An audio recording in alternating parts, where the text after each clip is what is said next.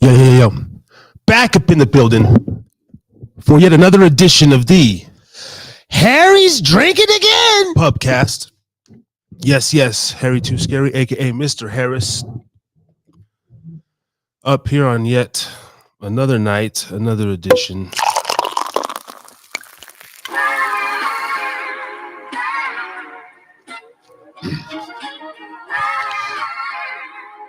You can see who's to the right of me. Resident Brother Ray. We'll get him on here in a little bit. It's going to be an interesting show. You never know what you're going to get on a Thursday night. Also got Fatty Phil on the tap. And this tonight can go several ways. Let me get these levels right. Oh, my Lord. It's going to go several ways. We got a couple people that want to come on and people that want to bring people on. So it's going to be interesting, man. And, of course, lately I've just been doing my therapy. And yet another marker in my behavior or attitude and such.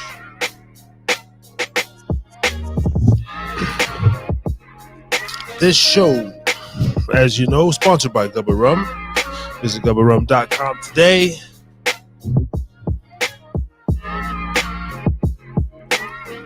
Find out where you can find their lineup. Saturday, Sunday night, WDJYFM.com, 99.1 on the internet out of Atlanta. If you're in the area, 99.1, I guess you can listen to it there.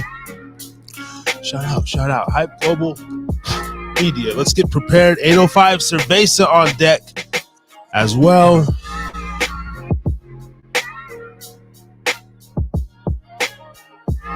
And a shooter if we need. For myself, has been a very interesting week. Because I've been a little bit more transparent. Brother Ray, I don't know. I feel a weird energy. Oh, sorry, I almost touched on.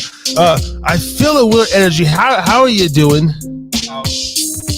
Real quick, no, well, just a real quick break the ice. I'm doing great. You can hear? No. I can't hear. Well, hold on. Okay, yeah, I can hear myself now. Okay, yeah, beautiful. Yes. No, but you're doing good. Wonderful. Basically, I just want to give a shout out to my sons, Trent and Dylan. They're in Arizona. Check them out in your Sam's Club. Change your phone plan, yo. Go to AT&T. Check out Dylan and Trent Siapno at Sam's Club in Phoenix, Arizona. All right. I'm going to put you back on mute. Sorry, see, that's what I'm saying. It's going to be wild tonight. Stay tuned. Before I get lost in the sauce here, let's go right ahead. Let's go right ahead and add the guest. Boom. Copy the link. No, I was going to say, because I feel it's a bubbling when we come together. Yeah. And just very interesting. Stay tuned. Yeah. All right.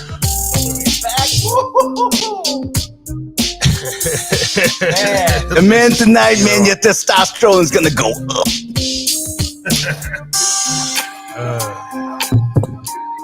All right. The team.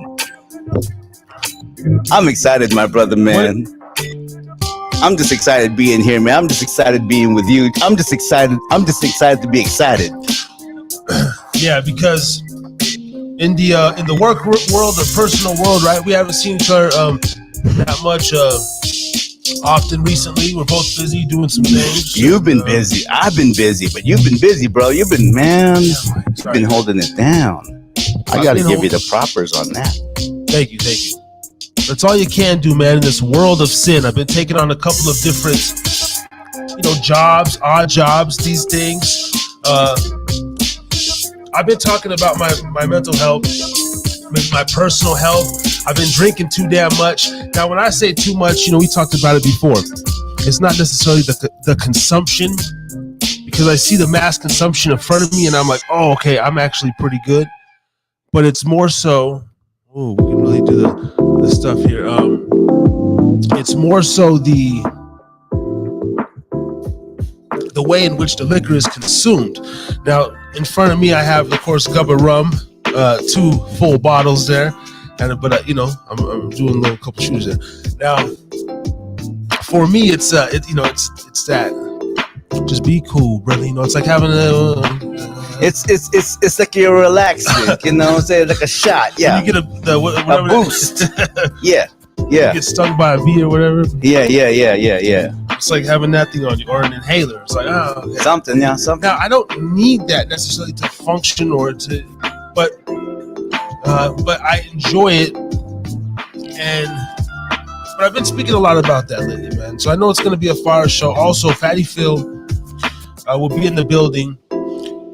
Now, I interviewed apparently a neighbor. He has a neighbor, guys. Now, this guy's going to come on and drop a bombshell. I've recorded this man. Apparently, hopefully tonight, we might have a man that like decoded some shit, the Matrix, and he wants to talk about it. It's going to get crazy. Interesting. It's going to get interesting. Now, Philip Country, man. Now, it's gonna be a busy night tonight, man, because you know what? This is a show just the show before Thanksgiving. Jam-packed. So everybody come out, watch us, YouTube channel. What else? We're at Spotify. We're in all the channels, man. We're in all the channels. Facebook. Yeah, come on out. Harris is drinking again, with his co-host from the very beginning, Brother Ray G. Proud to be here. Happy to be here. Glad to be with you.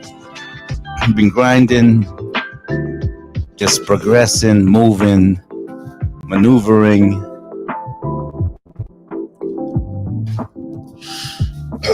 Yeah. I mean, it's almost.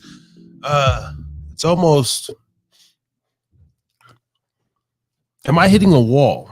I've been thinking this lately. We early on we talked about this stuff, and right. We've had some fellow podcasters that have claimed to hit this sort of wall, right? Right. With content. Mm-hmm. Or I don't know if it's the content or consistency. The consistency's still there, I believe. Oh, definitely for you. But I feel like I'm just even tonight, man, a little, lackadaisical, lackadaisical, ready, but just all right. And then, it's just changing. I feel like a changing again of the guards. It's weird. Did you ever go running? I mean, I haven't been running. No. Did you ever go running? Like not right now, but before, to where you ran and like you get the runner's high. Have you ever had the runner's high? Yeah, actually, I have. It's kind of like that feeling of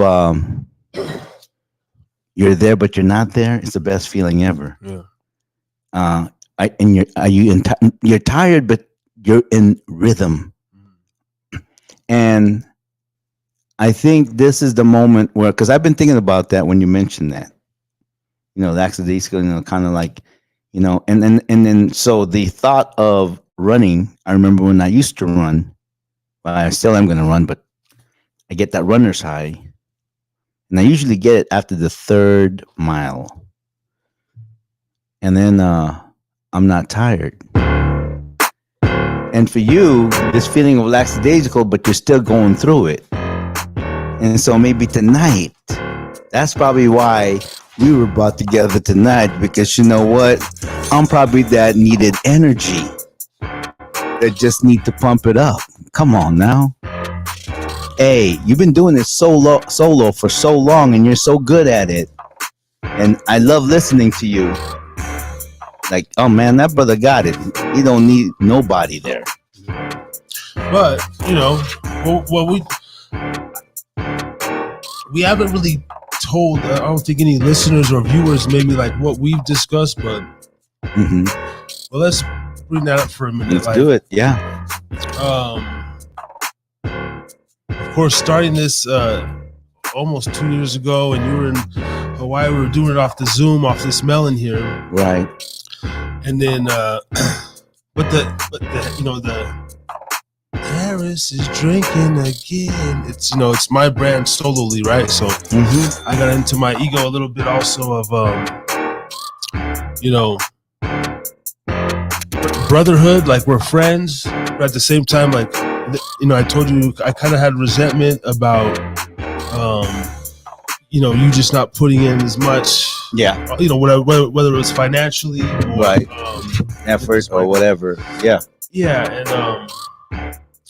and then you wanted to start talk teach truth. Anyway, did your show for a few Wednesdays, and I think maybe you realize, like, okay, I just can't afford the interface or not. There's so many, and I'm not using that as an excuse. Like, it's just part of my equipment that I can, but I there's other things on my plate that I need to take care of it right now. Yes, okay, but we did talk about that too. If you did want to just get it on Spotify, simply a phone, like there's other ways. Yeah, there's other ways. But you know what? I guess for me, because I went through all that, I tried it in all those platforms, and I know it's gonna sound like, I mean, I want to set up like this. Yeah. Because if I'm in, I'm really going to put it in, you know what I mean? When I was doing that and I was trying different things, I guess if I was younger, I'd probably do it. Yeah. But now that I'm older, I'm like, I mean, the only time I'll do something like that is, like, say, for instance, I'm somewhere and I really want to do the show and I have nothing but the phone, but I really want to show them. I want to really give them this content because I got so much today and I just can't. Then I'll do something like that. I want to bring that up too. Like, I mean, do you think if I didn't have this equipment or something, well, obviously I wouldn't have. No, you probably just right? Like without, But is it almost a high? Like, is it a? See, that's why I think I'm going so hard too. Is like, I don't want it to be like by default either. Like, if this shit goes out or no, because I will tell you, when I left Reno the first time, I brought all of that recording. Remember that recording equipment I had in Hawaii with me? You know what ended up? I sold one of the piece, the console control, and then the rest, this band, I just kind of gave it to them. Like, and those are like, you remember my microphone, my baby bottle, and all that stuff. Yeah. I just end up giving it away. No, me too. I had this is my second go around with, Yeah. And you will dream. Go, yeah, but you will go through that though. You need to go through that. You need to go through that because I don't know. I mean, the way that this is actually rigged now, like in the whole Mac and everything, it would be devastating if that, you didn't have that. But I feel like, damn, I would find a way to still come through on a cheap PC. Yeah, no, I know, because you know why? Because it's because your vision, is slightly different than my vision. Right. Because and your platform and my platform is like, truthfully, talk to you, shoot. I go and I'm thinking, whoa, Ray, maybe you dove in a little, because I've been talking about it since I was in Hawaii. You know what I mean? I had this whole idea in my mind and whatnot and what's going to happen, and I'm learning that the vision and the effort and all of that will come together. But for you, bro, because this is something that you fit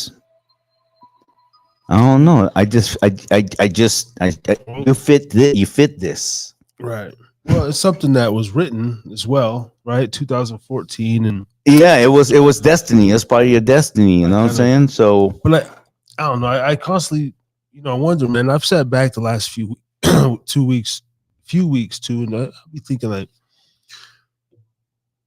and in my head, sometimes I put us in situations, bro. Like, I imagine getting like a contract or some sort of deal, or us just working, I put different scenarios when I'm working and when I'm like, man, and I think of your tools or my tools, and I'm like, bro, why can't we just walk into a building and just like, yo, be here at 4:00, and then we just go ham, like some Howard Stern type shit, right? Yeah, right. Like when it gets to that level, but then I keep going back to also like it's just not there. Like, fucking Ray, he needs to be here just putting in the man hours too. Like if he wants to learn this shit, like edit, But I understand 20 years too, you might not be, like No, just to look at at it, it's just gonna be like I'll do it, but it's gonna be hell of slow. Especially if there's no return on what you're already doing. You know what I mean? Me, I'm like trying to fucking get that return through this, right? And then if you got something going on, I'm gonna be there.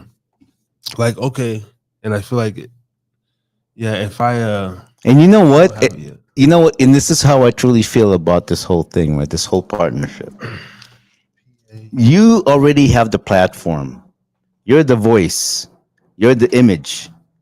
You're the platform. And what I want to do is I want to be the guy just pulling in. My boy's got the platform. What you got? Here you go. He'll represent it. Bap. I want to be that guy. I mean, this is great, but this is. Sent it again, Phil. This is great, but you know what? It's keep it out. It's this is great, but I really like the back scene, and then I just throw it to you because I know you'll know what to do. So that's the part where I'm playing the role in. Doing this with you, man. I want to do this with you like tonight. We want to do it. Yeah. It's not an obligation, you know what I mean? And in regards to Talk Teach Truth, that's gonna go to a different thing too, because I just kind of had an awakening to where it's like, okay, and and in any type of endeavor that you do, you gotta test it in different ways, just so you know which one's the proper fit. And that fit of mine, where I'm trying to do it like yours with Talk Teach Truth, may work, but it has to be a different way. You know what I mean? So I've been thinking a lot that lately.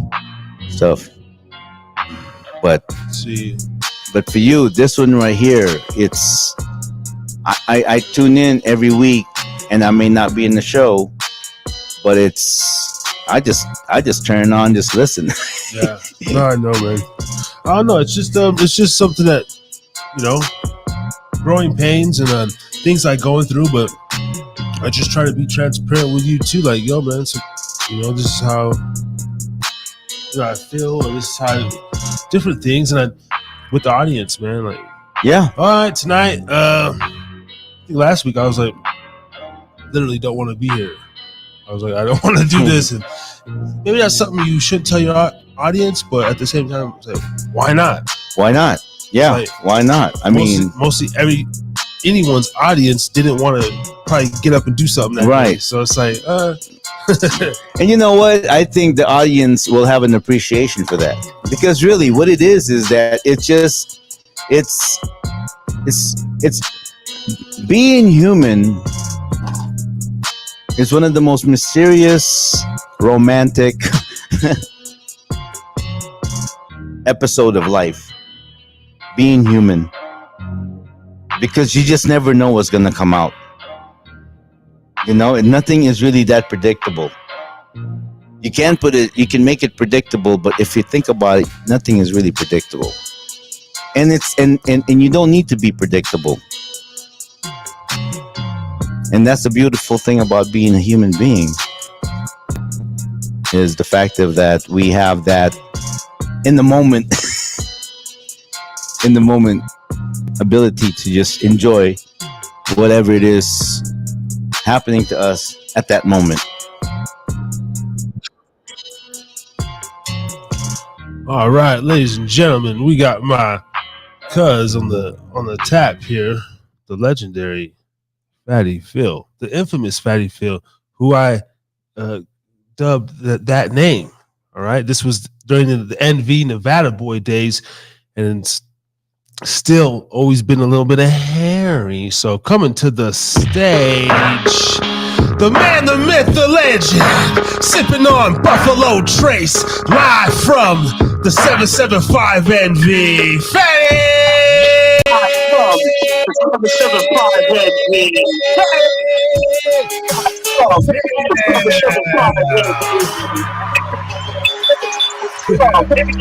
775 All right. Hey, cuz, use that other email, man. The freaking Yahoo only comes through my phone. Hey, cuz, use that other email, man. You gotta turn something down in the back here. Pardon me, man. I should have bleeped myself. You got the little Pardon me, man. I should have echo. bleeped myself. Echo going on. Hold on. Oh, damn it. See, guys, that's the beautiful thing, man. Fatty Phil already tips it. No, just kidding. Damn electronics, you know. He's coming in from the inside so we could puff a little. And because it is a little bit chilly. Well, I got it. That's why I got a sweater, man. Yeah. I've been having a sweater. I've been rocking the hoodies and stuff. Like, I'm going to be doing that all the time. I don't always just want to sit here like I'm bundled up like Frosty the Snowman, but damn, man. Fatty Phil, check back in. You said different email. I do have 2 emails for you. Let's just go ahead and send both links. Anyway, man. And if he can get his neighbor on here, and we, you know, this will probably head down a path of, I don't even know, just a conspiracy. Well, no, I've been doing pretty good here on the Heresy Drinking again, man. No claims or nothing the last 2 weeks, just chilling, trying to figure out this life, ask questions, and just basically been seeing people.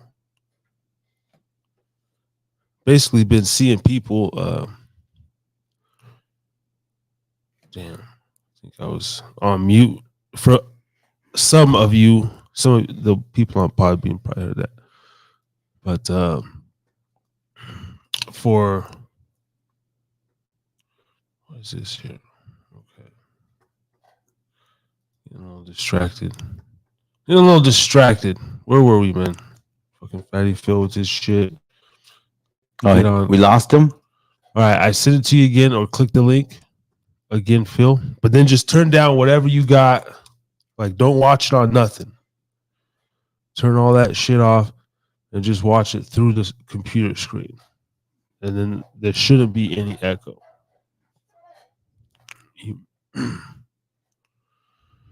All right. So damn it. Harris is drinking again. I mean, what the hell, man? Yeah. I don't know. Oh. Yeah, the show, right? I keep listening back, right? In the beginning and in the middle and there's different stages of it, right? Right. But what is this? It's like, fuck, what am I leading to? Or maybe just more pre-recorded, more. It's like, bro, you talked enough. You let them know. Now go direct. Are you getting to a point where you're repeating yourself?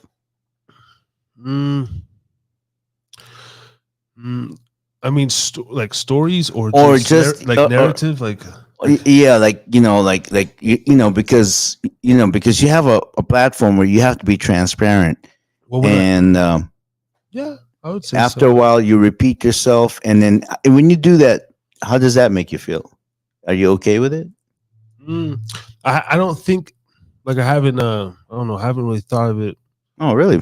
Like it's a negative thing like that, like repeating myself, because maybe if it was like longer, you know what I mean, like a couple, we're talking 3-4 years of the same, but I feel like every week, you know, it's a transgression, there's a change, there's something, yeah, even if it's but that's the backbone of any show, is like you're always going to hear the same blabber about something, a base that this particular person's doing, but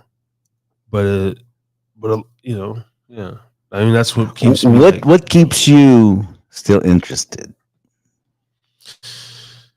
Something about entertaining. Something about just producing, right? Whatever it is, speaking, man. Just like just an outlet. Maybe this is truly a therapeutic thing for me. Maybe. See, Like right now, I don't know. Tonight, it's not showing me nothing. I can't see the viewers. I don't know anything, and I don't know. I really haven't even checked. I just sent my son his email. We can send the link, or if whatever. But it's like, man, I don't honestly don't always do it. I assume millions of people are gonna watch eventually. I really do. Like over time, it's like a. In other words, that's part of your vision. Yeah. Then there you go. You just manifested it. I gotta do some shit. It's gonna happen. You know what it is? You just gotta learn to just, what? Perhaps maybe if you can just take yourself out of that consciousness. Just be completely unconscious and just do your thing. And I bet you. Yeah, I spoke to you about that today. Like, yeah, just speak. I feel as open as I am. I feel like physically from a character, like if I want to really get crazy, like I have a thing like, I cannot let the world see me like that, like a retard or fucking. But is that really how you're gonna be? Maybe, yeah, like a Jim Carrey motherfucker. You really gonna see the shit come out of me, like a Jim Carrey. Then perhaps you gotta show that. Yeah. I mean, what's this whole stoic, this and that? Oh, you cannot break me. I am just so stoic, and you cannot move me. But then at the same time, the other side, you just want to go, the crazy mask and shit. Wow. What does that say about someone? I mean, maybe that's just the. I think that's all of us. The chameleon. I would just, I remember I would watch Jim Carrey. I'm going, wow, that guy makes a living just being just acting a fool. And there are times I just want to act like a fool. Like I really don't care. Like I just, so I don't know. Do you have that? Like, I just want to just completely be unconscious of what other people think and just break out of your whatever it is, this consciousness of, oh my gosh, they're watching me, they're criticizing me, they're judging me. If you can completely just take yourself out of that consciousness and just do. So I got 2 emails. I'm gonna send it to both Fatty Phil. Bam.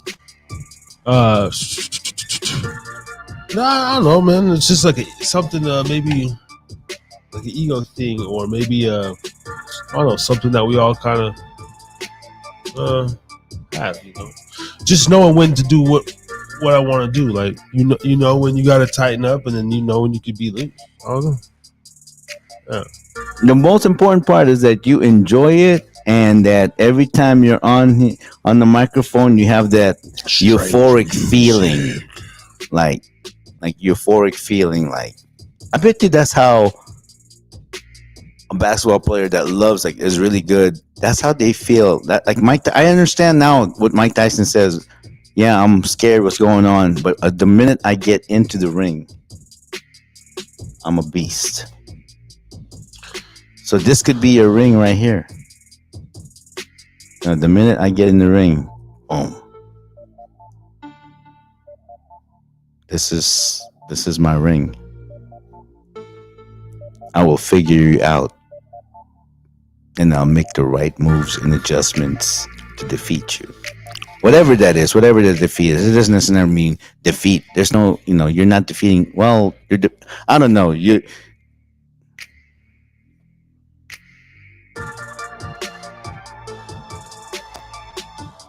Okay, so this show was created because you want to have an open dialogue. Really? Yeah. Right. That's what. Well, I'm here, man, but I got to use my phone because Yahoo's stupid.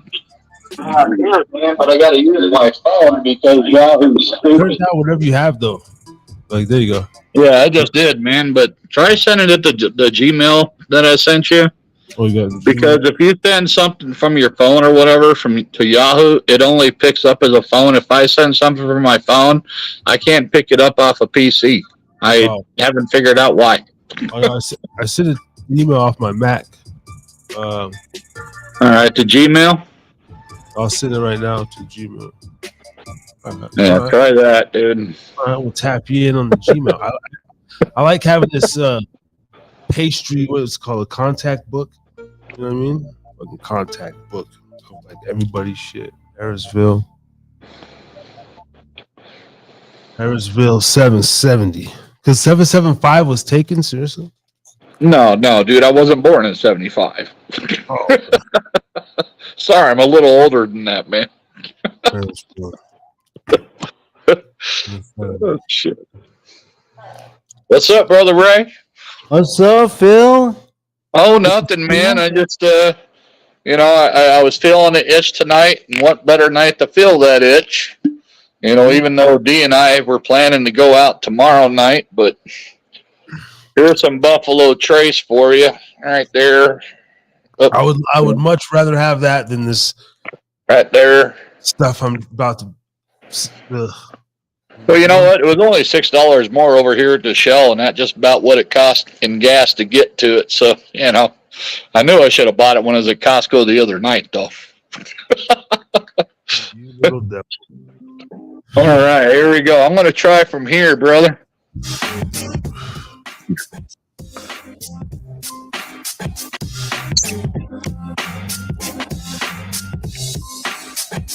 I'm joining from Gmail. Should I get out of this one? Yeah. If you like. Oh, shoot. No video, no audio. What the hell, man? Is your boy Blake going to be able to get on and spit some of this? Well, I don't know if he's going to, man. But he's got a lot of other things. If you guys want to just talk about something, I don't know. You'll have to ask him, or I will. Man, what's his damn? He can just do it from the comfort of his home if he doesn't want to. Oh, no, I told him. I said, you can do it from your home, man. Yeah. Huh, that'd be amazing, bro. I mean, while Ray's here, and we can go that route, Yeah, I'm just still trying to join from Gmail, but I don't know what it is. Every time I want to join, when I'm not in front of yours, I have problems. And it's really beginning to really wonder what the heck is really going on around here. Oh, no. Sound all right now, though. Yeah.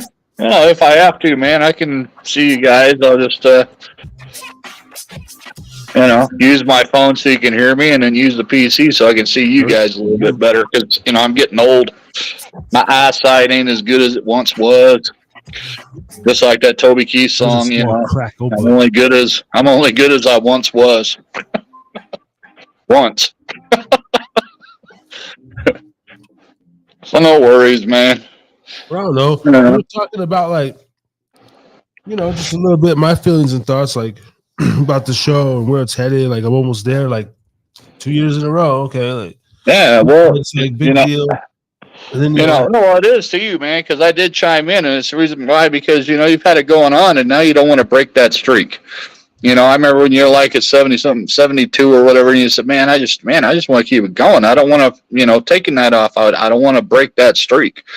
So, on episode 95, and still haven't broke that streak, man. So that there in itself is that's an accomplishment, cuz,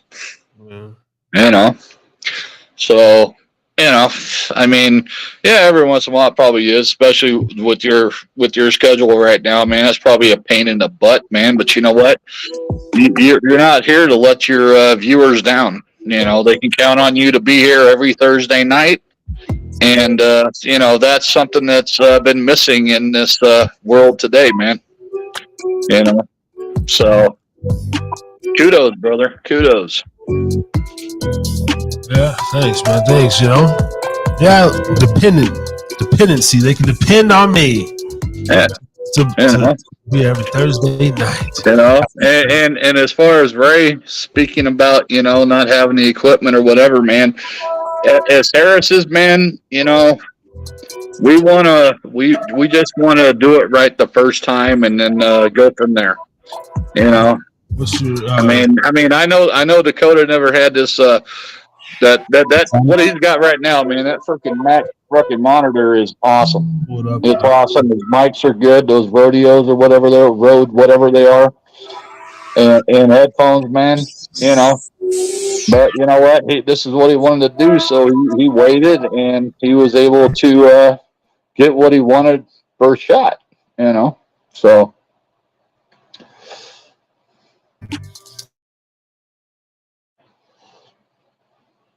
And now you're froze on my PC. That's it. That's easy. Dylon. This has gone through Gmail yet? Yeah, you're a little crackly.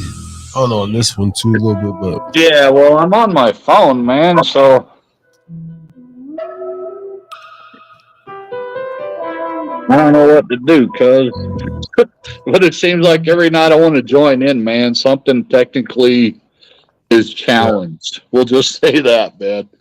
You know, I mean, everything from what I'm doing is delayed through my phone to your screen. So at this point, man, I guess crap. I don't know. Crap. I don't know. See, that was like a 30-second delay, man. I don't know.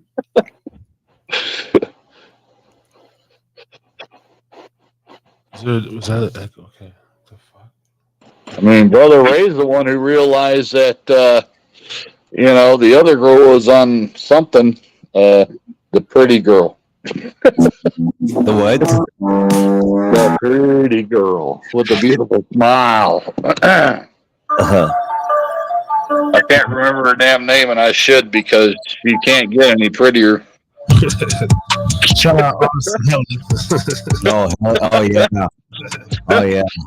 Tiffany, or I can't remember her damn name, man, but damn, she is. Wow. Yeah, very pretty. Helen, yes, yeah. Man, Helen. My God.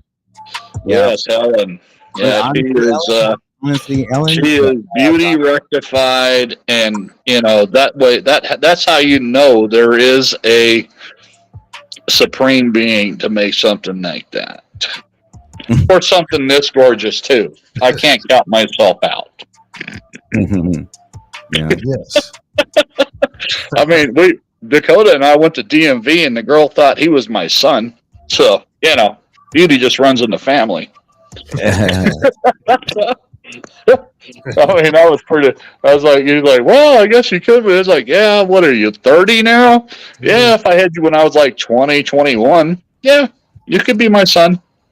Yeah, you know, it's not uncommon though these days, you know. No, you were born 87, right? 87. See, I would have been 20. Yeah, 17. So he was born, he was 17 years. Yeah. Yeah.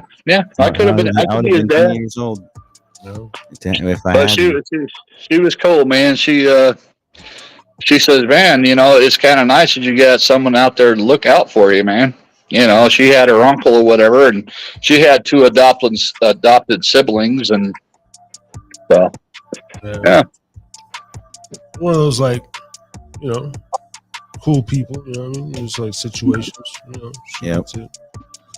So I've been trying the Zens, man, but I think I'm gonna try another one. I want to try another one because I really don't want to smoke anymore, man.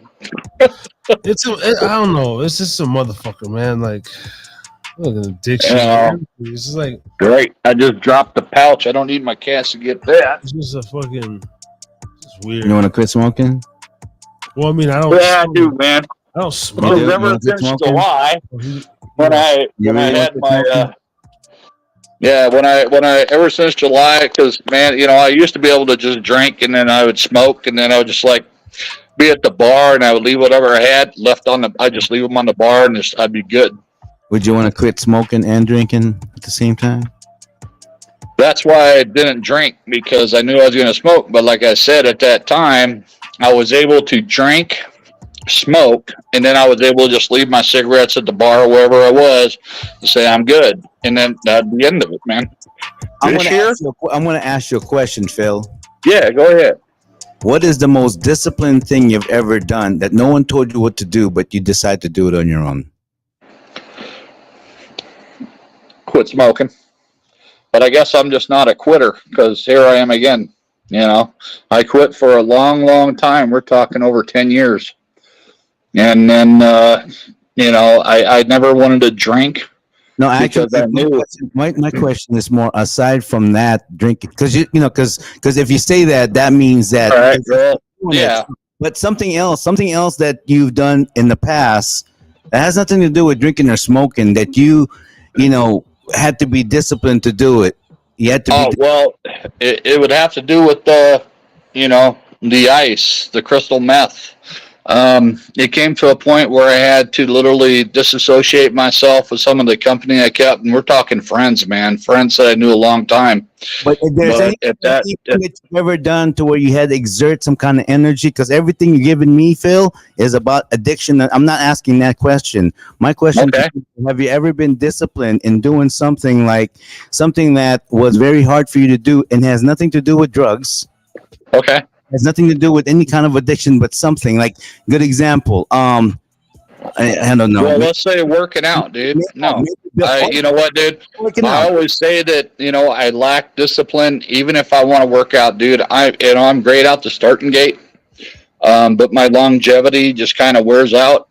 And then I come up with excuses. To be honest with you, man, and we're like, oh my god, I really did. I hurt myself when I was working out. And I just use that and I tried going back, but now it's just like, I don't know, I still pay for it. But no, dude, when it comes to me, man, I lack the discipline, the patience, because those two, patience, discipline, are all intertwined. To stick with my goal of what I want to do. So, no, I'm just I'm basically a failure in the fucking making, but you know what? I think we learn best by failure. But then again, I could just be saying that to make another excuse. Yeah, because the hardest question you have to ask yourself, and this is only you, and to stay, and sorry to cut you off, man, but to also, to have faith, dude. I try to. I don't. I thank Yahweh almost every day. And yesterday, dude, I actually knelt down and prayed, and it hasn't been a while, man, just for help with the smoking thing. But once again, dude, it's a two-way street, dude. I just can't come to someone once in a great while and expect a change, So it's that internal struggle, dude, that I always deal with. And it's, it gets to the point where I get so bored with my life sometimes that it's just like, especially now that softball is done for another 5-6 months, man, I'm just like, I myself know that I need to get a job, but then again, it's like, I need to pull that trigger, dude, just for my internal and my well-being. Because therefore it'll give me something to do and, give me some socialization, more money, of course. So, I mean, if I got another job for even like 25 to 30 hours a week, dude, I'd probably be living pretty damn good. But, this is on the real, dude. This is me. This is how I feel. And, what's your overall vision of you? Like, what do you want to achieve or accomplish? What is Phil's? My accomplishment, man, this kind of threw me a curveball because I actually have raised both of my kids. Not, You know, not, my son. not what My you son accomplish. Not what you well, to me, dude, that's an accomplishment. no, Okay, and now my daughter has now moved out. Okay, and now I'm just like, wow, my job's never done as a father. But now it's just not to the intent to where I need to focus almost everything to them. So now I've got to refocus on me. And, it kind of threw me for a little loop. My daughter just turned 18 this year, and she's been living with her cousin, and, here I am. And, now it's like, wow, what am I going to do with myself? Um, and to be honest with you, man, it's hard, man, because I'm used to having my daughter like right down the hall, and now it's like, wow, my job is almost, pretty much done, except for always being there when they need me to be there. And all I know is, man, life goes by too fast. So I don't know what other question you're attempting to ask, Ray. To No, be honest with you, it's not the question for me, Phil. It's your question for you. it's my question for me, and that's what I've been dealing with now. Is like, I knew this day was going to come, okay, but at the same token, I wasn't expecting it to come this soon, okay. I thought my daughter was going to be with me for a little bit anyway. But as soon as she turned 18, now she's working. She's got a job. She's been staying at her cousin's house, and lo and behold, I don't know if it's the best thing, but she's got her own life, man. I can only be here when she needs me to, ask questions or needs advice, and pray or hope that I raised her right. My son's doing well. Let me interject here. So, you guys are both roughly the same age, right? Mid 50s. Yeah, 53. I know the question, you're trying to kind of ask or get across is like, what's your life agenda and everything, and then Phil, you're struggling with still finding, your post life, like post kid. We're trying to get raised on the line here tonight, actually, and it's really interesting because I love both you brothers, and you're both family to me, and you're both family. Ray, your family to me, and when I see both of you guys, I see myself, right? Mm-hmm. And we talk about the addiction, like or just laziness, lethargy, like having to get out of my head. I am, dude. I am laziness. Working out, but Ray, like I notice you're very disciplined. You have your even though there may not be much going on, right, in your life, like you're one of those people. Shout out to Brother Andre. He's like this as well. Like you can have a $1 in your pocket, or you can have $100, but you'll make a full day, right? And this is interesting, Phil. You're in this kind of cycle, this mode where you get up and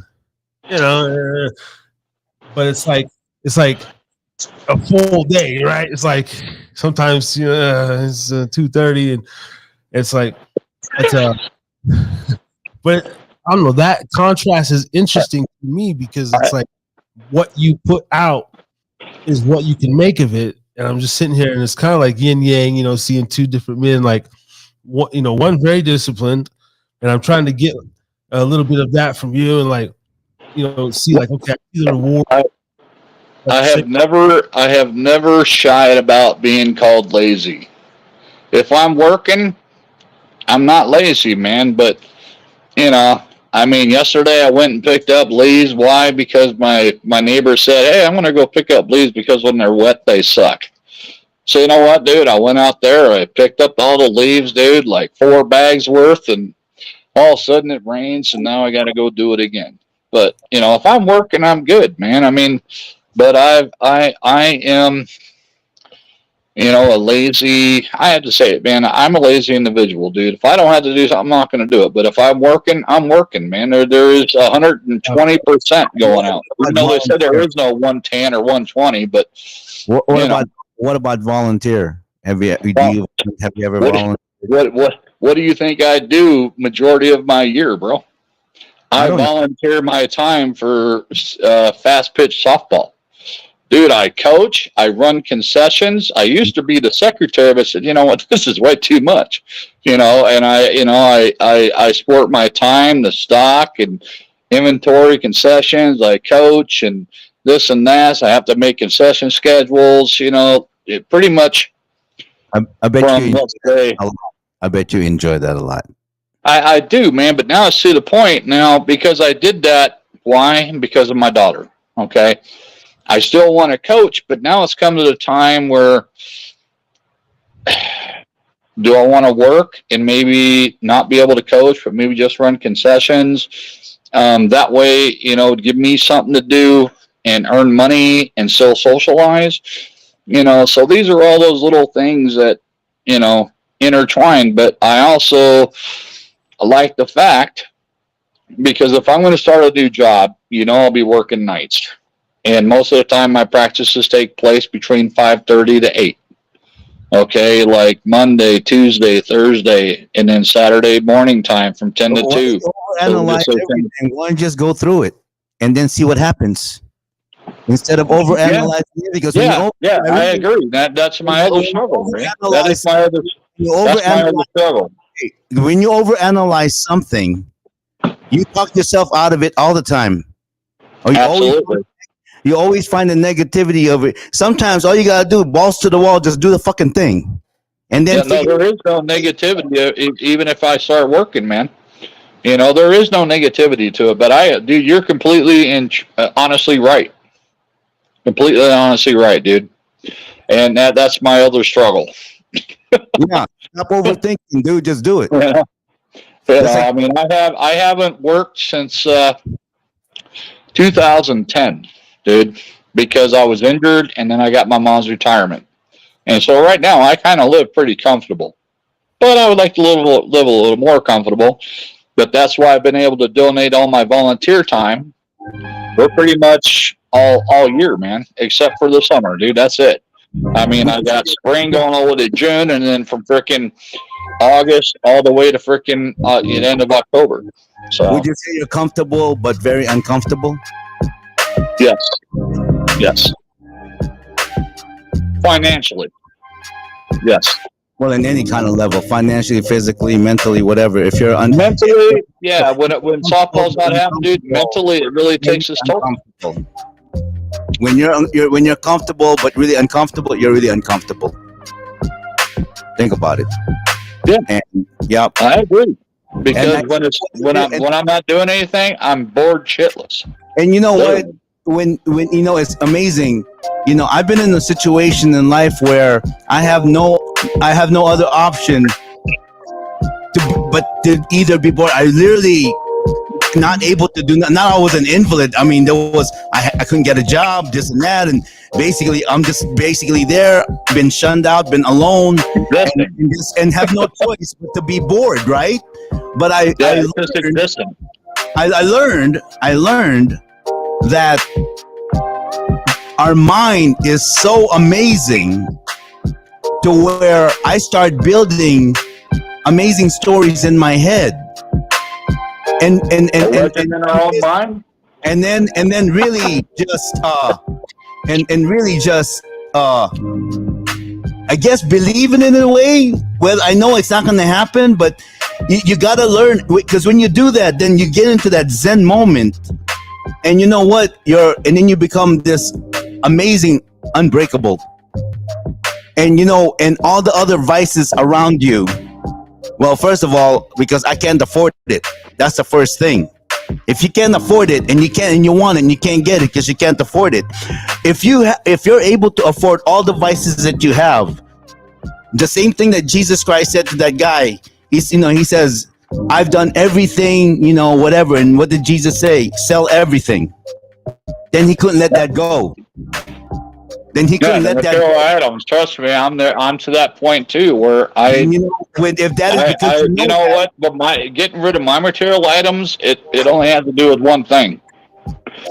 It's so when I die, the kids don't have too much to have to fucking pick up, dude. Honestly, you know, because because I've been there twice. Okay, already in my life, my parents. Okay, and I don't want to have my kids have to go through all that heartache and struggle, man. I mean, we're talking even getting rid of my Steeler stuff because why? To me, man, I just look at them, said, yeah, you know, or nothing. Every time I want to sell my watches, oh, don't sell your watches, Dad. But you know, now I'm to my age, 53, man. I need to start like getting rid of stuff. Why? Because I only need the things that I need. I don't need all these other little hoopla things or whatever. But I am going to keep my Jerome Bettis's, um, things like that. But you know, even when I go to my bathroom, it's a fully Steelered out bathroom. I got McFarlane figures and all this stuff, and I'm talking get rid of everything. You know, yeah. you got your own betters, man. I'm talking about that.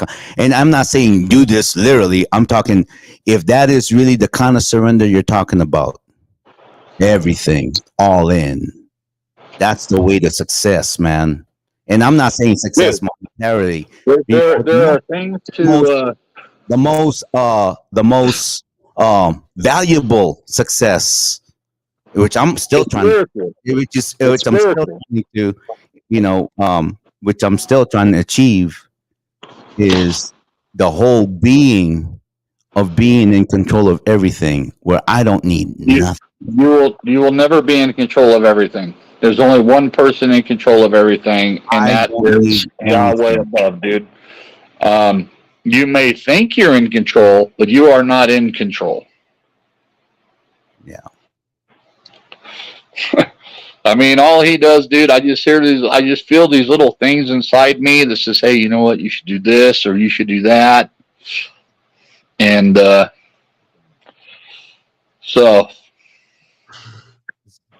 This is good. This is good stuff. Yeah, man. I don't know, two different dynamics and interesting perspectives. I mean, okay, like going back to the job thing. See, even for me though, having a job is not enough. Like to me, like that's just I'm glad you got an option. like Because that. I don't.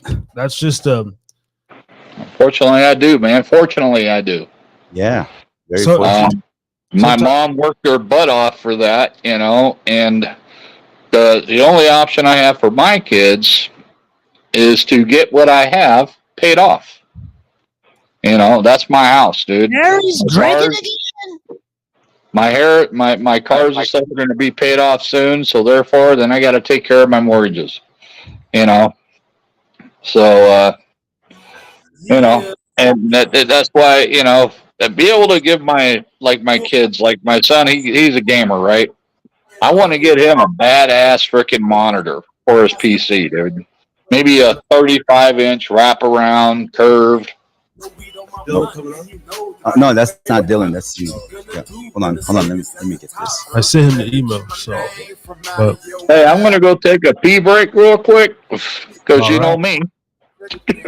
no, do your thing. Yeah, Ray's gonna answer the phone.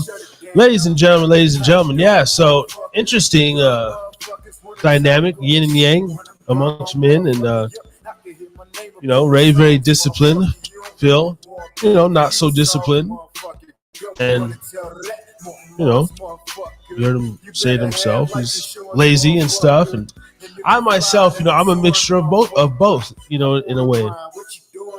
Can be very disciplined and super strong-willed when I want, and then at the same time, I have an addictive personality. I like to drink, smoke, partake in low vibration things, just like the next person. You know?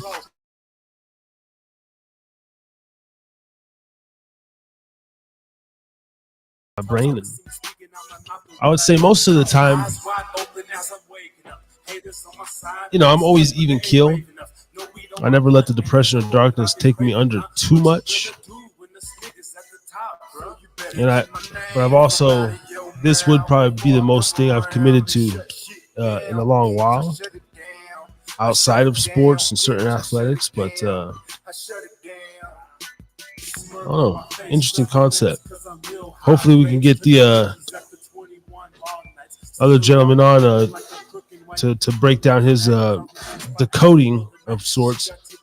Is I sent your son the email if he wants to. I think they're still working that way. Okay. Yeah. Yeah. Other than that, if they even know if they're whatever because they're busy at work. You know. What's up with your boy? I'd like to get with the homeboy that killed his son in the DUI. Al. I mean, no, Phil. Another Phil, yeah. Phil Hart, right? Yeah, Phil Hart. Yeah. Yep, another Phil. Phil Hart. Yeah. You should send him, send him the link too and shit. That'd be cool. Yeah, that was an interesting story. I was actually re-listening to that podcast. I don't know, a couple weeks ago. It's a very interesting story. He went through a lot. I mean, it's not just him. His brother Al did too. Yeah. He's both from alcohol. Yeah. This is interesting stuff, man. So, Harris Drinkin Again Pubcast. Fatty Phil, Brother Ray. I don't even know how long. What, only just over an hour, huh? Wow. I'm pretty much up until the morning sun. So okay, I don't know where are we going next, fellas, because I notice different takes and outlooks, and you know what I think, okay, where's this conversation between two middle-aged men? Well, Phil is 53, I'm 56. Yeah. Okay. What other topics or what? And we're talking about discipline, and I don't want to sound like because I don't really want you, Phil. I'm a this, I'm a that. You know what? Hey, you know what? Well. I mean, honestly speaking, like naturally, like sometimes I feel you kind of froze or what have you, but like naturally, I don't know if it's your rebuttals or just your positivity, the way you say shit, but it would sound like I don't know if the word's condescending or like you're kind of like, like the way you position your words, and then, but what about it? Like, and I think the reason why, and the reason why I do that is because I'm trying to make it into a soft version. And Phil, I apologize. I guess the reason why, because we're so close in age.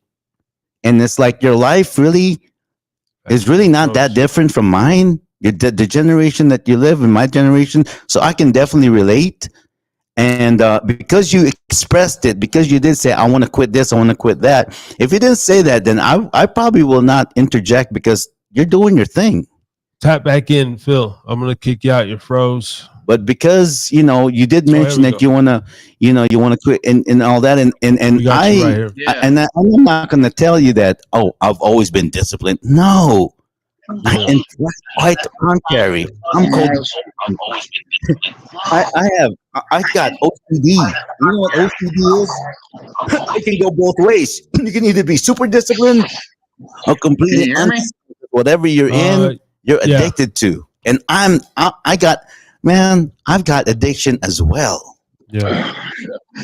It's common. Well, I believe. I mean, well, you do, but really you don't. Like when even to say that, like when certain people, I mean, we're all addicted, but no, you know what I think what it is that I think there was just areas there were areas in my life that avoided me from becoming an addict. Yeah. And one of those is martial arts. And I really give all my thanks to martial arts because it exposed me to discipline. And the reason why is because I had no choice.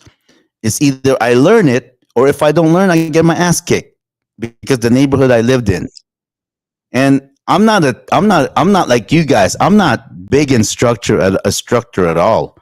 And and it's so so for me, in a way, I have to defend myself, and especially if you're trying to be with a woman. The fact that I'm not tall in structure. A lot of women already think, oh man, he's not very big in structure. How can he protect me? Yeah. So I think for me, the reason why I come at it a little bit like that is because that's really what I know is how to train people in martial arts, and that's what it is. And you gotta, in order for you to break a habit, you have to hate it. You have to figure out to hate it. You can't just go, I don't want to do it, but I still love it. You can't do it. Right. And that's probably why I can't stop smoking weed, because I can't hate it. I love weed. Yeah. But I can hate alcohol. I can hate cigarettes. I can hate fatty fast foods. I can hate all those simple stuff. I can hate drugs and everything. But there's some vices. That's why I can say that, you know what? Yeah, no, I'm not going. No, because I still like to smoke weed. Now, yeah, you can say, oh, well, weed is not really considered. No, but I'm still addicted to it. So I'm no different than you guys. Yeah. It's just a decision that I make, and I live with it every day. And I want to stick, just like you being consistent with this show. Yeah. The same thing. It's the same exact thing. It's hard, but it's not that hard. It's just making the decision and basically believing in that you can do this thing. And you hate it. It's like going to the gym every day. You fucking hate it when you wake up. I don't want to fucking go today. And then you start, in your mind, you start thinking, okay, what are the good things? Okay, I'll probably get see some nice baddies over there, some nice asses and shit like that, and I'll do my set. And then when I see those, I want to show off, and that's how I get my. Yeah. It's like that all the time. Everything. That's how you get disciplined with shit. Yeah. And so I come off a little more aggressive. Yes, I do, because I have to give it to you like a martial arts instructor.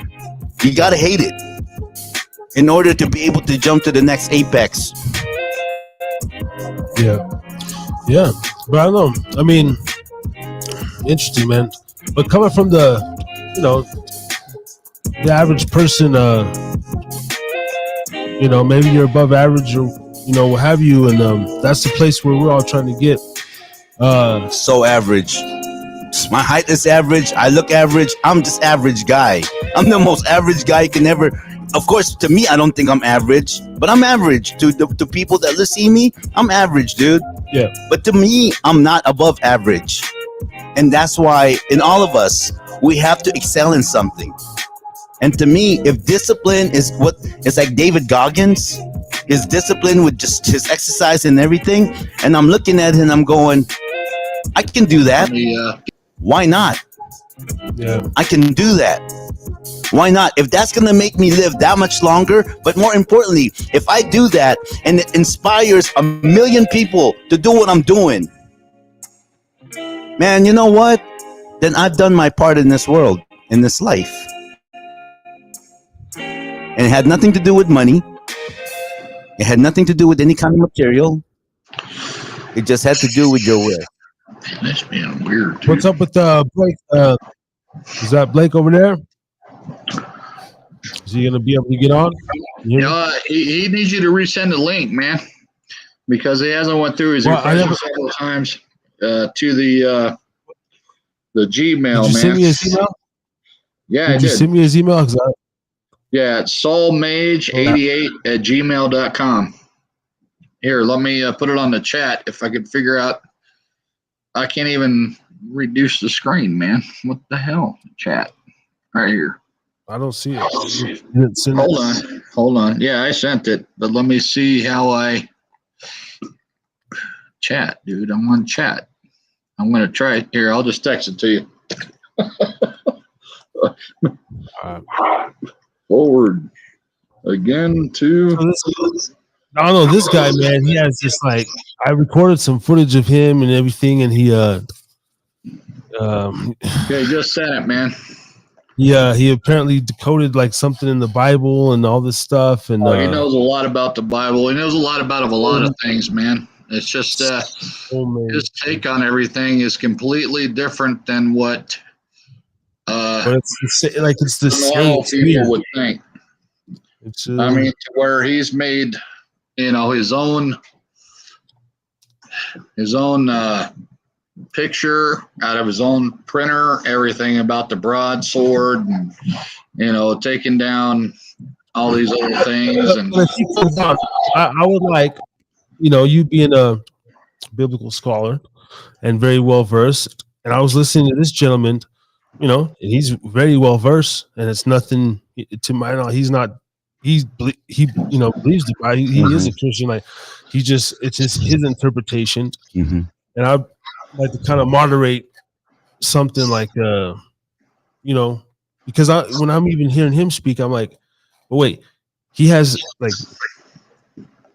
like it's the same shit. Like It's just a different interpretation, maybe, or just a different type of different interpretation completely, man.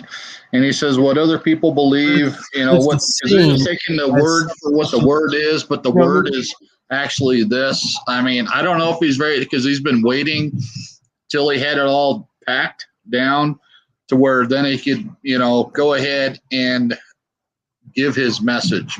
I don't know if he's there yet, but it has been a while, so hopefully he can kind of touch base on it because he does know a lot about the Bible, and it's just his take on it. I mean, he's a very bright individual, man. He's done a lot of his own research, man. Nothing, I mean, that's all I can say. I mean, he's not an idiot. Well, I sent him the email, and so hopefully, I just told him I resent it to that Gmail, right? Whatever it is, solmage88@gmail.com.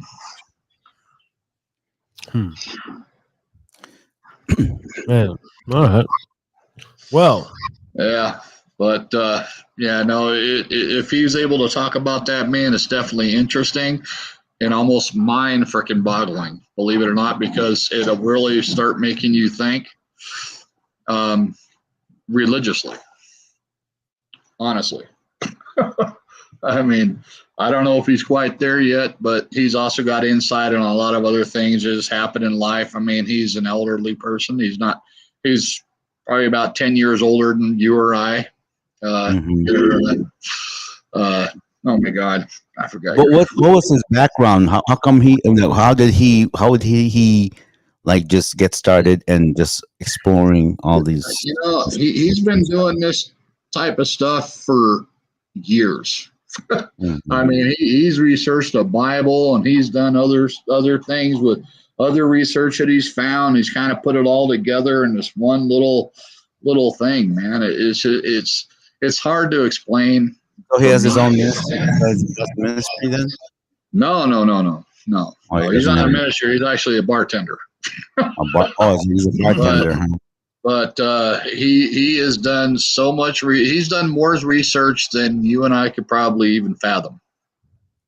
Honestly, on different translations, different politics, and what other beliefs are. This is why this is going to be good because Ray. He knows his stuff, and I would like it myself, man. Yeah, waiting for him, right? It's just for me, I guess some of them they'll get down into history and this and da da da da da. Oh, it's all about it. He goes all the way into it. I think for me, I'm just interested because if in the Bible, first, if he understands the Aramaic version, then because that's what's the language of Jesus. He from the Hebrew to the freaking and all that, and then the Greek, and that's the interesting. Greek translations, he knows all of that stuff and how they correlate with each other. I would love to learn that. Yes, get his ass on. I would love, but I'm not going to get into the whole argument of there's a Sabbath, and I'm not going to get into that stuff. No, it has everything that what we do here today. But there's also the part of the Bible that I like to touch upon, and that is. Did you get the link yet? Phil, can I just talk for a second, dude? I mean, please. Huh? I mean, let me. Try refreshing it, man. I want to go in and out. So yeah, what do you call it? I would like to talk about like the whole spiritual sense of it, like especially the word love. Yeah. Okay. No, and you can go ahead. Sorry about that. Because I've heard a little. I recorded them. I was like, dude, I'll put out some shit. Like it'll be like he goes in. It's like he drew up this shit though. This. All right, what's the what do you say? He drew up his own little board and broke down. Like I was like, what the fuck? I don't know. But it's from my. I'm just sitting on the fan like I don't give a fuck. Yeah. And so it would be Because cool the host. because he can see us, but he can't see him. Well, he's there he is right there. Yeah. All right, I got you. All right, cool. All right, well, coming to the stay. Okay, well, for the first time here on the Harris to Drink Again Pubcast, we're going to get into a very interesting conversation. Coming to the stage. Sorry. Coming to the stage, a man with the theory and a plan. Live from the 775 NV Blade.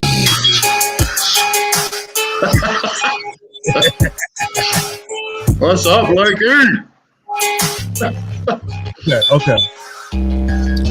What's up, my man?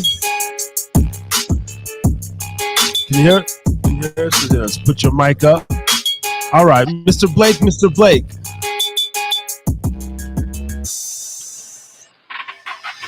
Can you hear? Is your mute on? Mute off.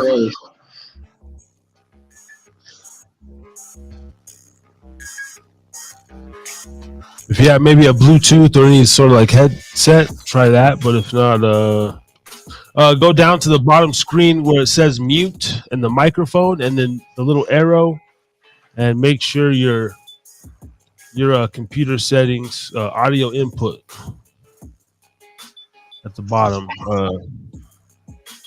mute, where the little mic icon is. Let's say like audio settings, audio input. Yeah. Interesting. Well, if we can get his audio on, Okay. a little interesting perspective. Therapy night, rants. You never know what you're gonna get. Harris is Drinking Again Pubcast. Are you on? Tell him to hit Hit the unmute button. Well, he's not muted, but He's not muted. Find the audio settings. It should be at the bottom. There's a mic logo, and just like make sure the audio settings are like he can shoot. Make sure it's running through his computer, or if he has headphones, the little microphone. Goddamn dogs. Sorry. Hey, shut up. All right. Interesting. Well, I can hear you through the phone. yeah. While we do that. Hey, man, this is Tommy Chung, and you're listening and watching Harris is Drinking Again. Sounds like a ghetto movie. What's cracking, y'all? It's Lil Kelpie from the 1503, a.k.a. Kelpie the P, a.k.a. call me whatever you want, just don't call me broke. And I'm fucking with the Harris is Drinking Again podcast, one of the first podcasts or platforms to put me on.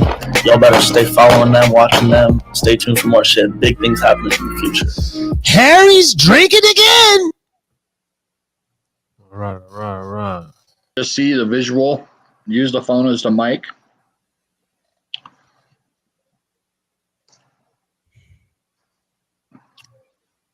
Technical difficulties. Every time.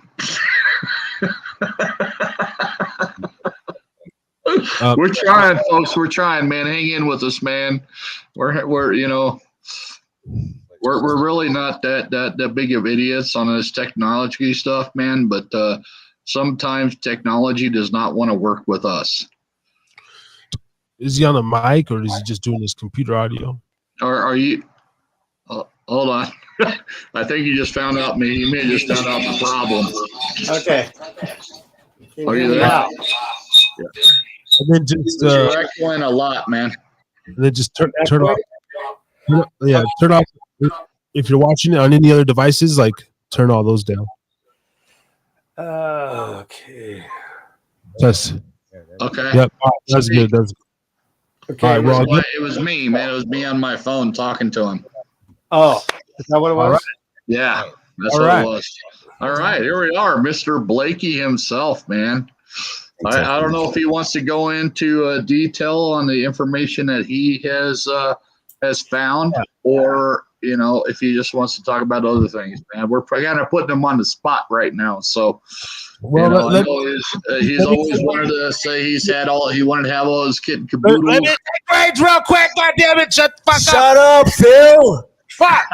What the fuck up, dude? Learn your Wasp, baby. podcast manners, man. Shit. Let me Annoying. take the reins real quick. The fuck up. and okay, Mr. Blake. Right So I want to give welcome to the Harris Again Pubcast. Welcome to the Harris Dream Again Pubcast, man. We met before across street, Phil's. I recorded you. You have some matter of fact, I might be able to even pull up some of the footage. If you have your board, you're able to show my brother and part-time co-host. He's down to like part-time, like 2 hours every 2 months over here. Christian man, 7-day Adventist, specifically. Sorry about that, Phil. Man, you're the greatest. And then, very well versed in his breakdown. I don't know. I believe, just sitting back, that, and because I'm like I don't even know, agnostic, whatever the fuck. I believe in something, but I don't really care about the Bible. Yeah. But I don't, hey, if it's cool, whatever. Ray's like definitive Bible, like he's to the core. What I got from you as well, you believe in the Bible, you're a Christian, but you have a certain take, and there was things within that though that are like-minded with me as like a almost conspiratorial, like truth seeker. It is this, but it's not this because they, them, these groups, these people that have infiltrated maybe churches are changing the narrative.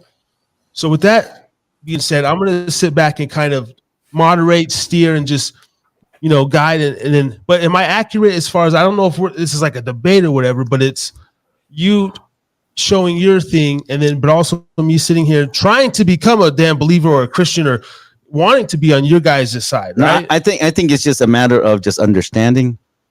Would you say? Just an understanding of what the word is and how the world rides along the words of the scripture. That's how I would define it. I mean, I don't necessarily we're not really debating about what, like, because I don't want it to make it like a pissing contest. It's not necessary. But interesting. So yeah, no, it's interesting. I just feel like the knowledge Blake has, and I'm sitting back like, I would like to know those knowledge. Yeah, like, Blake. I can't refute it, or like I'm not for it or against it. It's just like, wow. Yeah. And then, but from someone that already has their definitive basis, yeah. So Blake, you got the floor. Yes, please. And give a little rundown of maybe who you are, your background, and then just how you came into this, and share what you would like. Well, you really have to go into a lot to explain. I come from a non-religious background. I never attended church or anything. Just always sought truth on my own wherever it led. And so that's kind of how, I've always, ever since a little kid, I believed that the, Bible was true. Before I even read it, I just felt something. And then when I started really researching, I kept listening to the teachings I was getting, but I kept feeling there was something, just so much more being said, something I couldn't quite grasp. When you read the scriptures, it's almost like it's saying something, but it's kind of like a teaching that is, it's under the surface. And so in like I believe it's a. Do you know what that book is? The 7-Day Adventists put out. I forget. It's you're talking about the history of what the church has done, all the prophets and people it's killed, and all that, and through the millennium since Christ. Yeah, that's the Great Controversy by Ellen G. White. That's It talks about all the the Inquisitions and all that, and right. the rise of some of these guys, how they got the Bible from the Catholic Church, and they started studying on their own, and then they were in turn a lot of them burned at the stake and all that kind of thing, and in my own personal thing, I see a lot of Masonic influence throughout the churches. It's undeniable. Their symbolism, a lot of their rituals is mixed in with the ceremonies and things, and that bothers me too. Have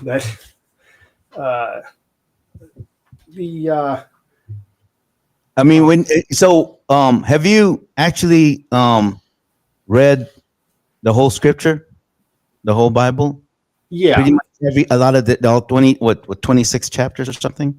I don't even know how many times I've been through. Some of it I've been through 30, 40 times. Other times I've been through once or twice. Now there's so much to scripture when you're studying it. It takes a long time when you're really trying to get into the meaning of it.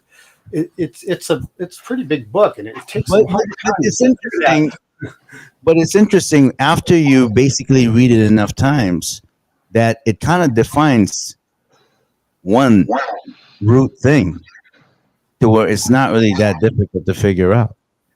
Now, if you're looking all the other factors from it, such as you'd mentioned, like what they did and when they had the, what do you call it? Something of Trent, and the Catholic Church basically said that, from now on, everyone is going to be worshiping on a Sunday, where it hasn't been changed that way.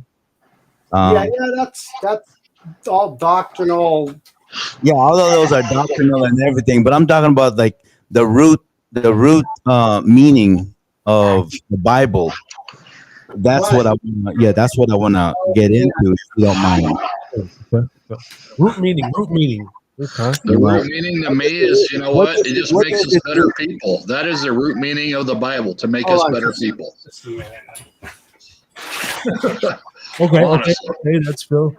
That's true. It's just to make you a better person.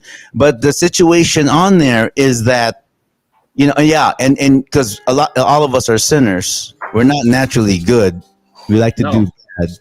But it's we do know most of us are inherent between what is good and what is evil.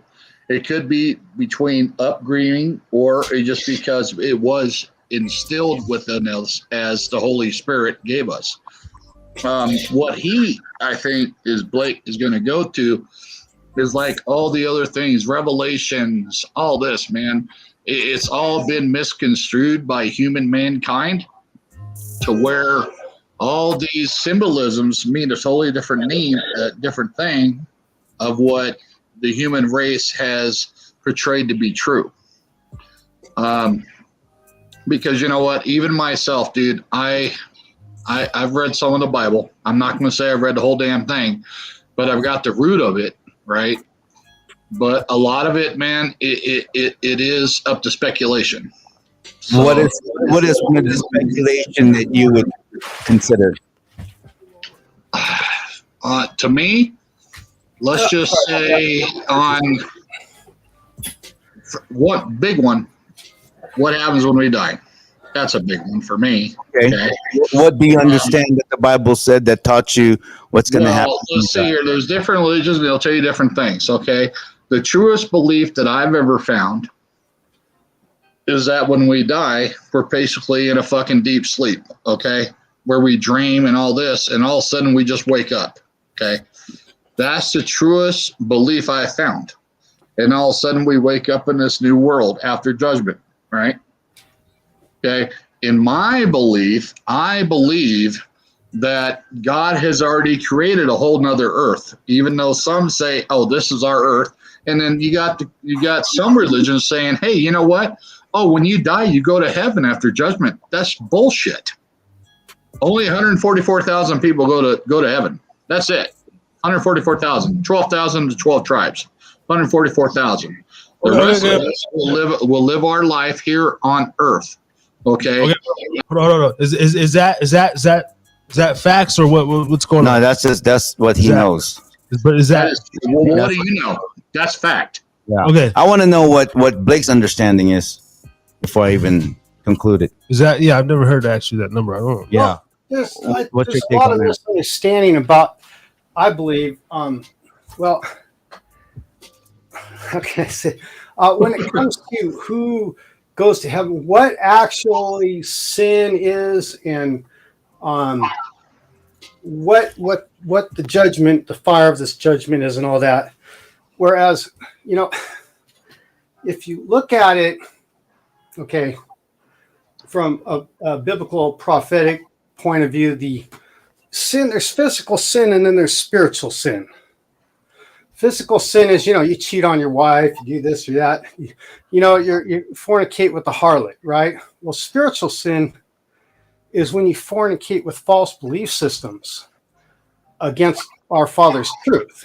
This is why the harlot, she has a cup of the blood of the saints.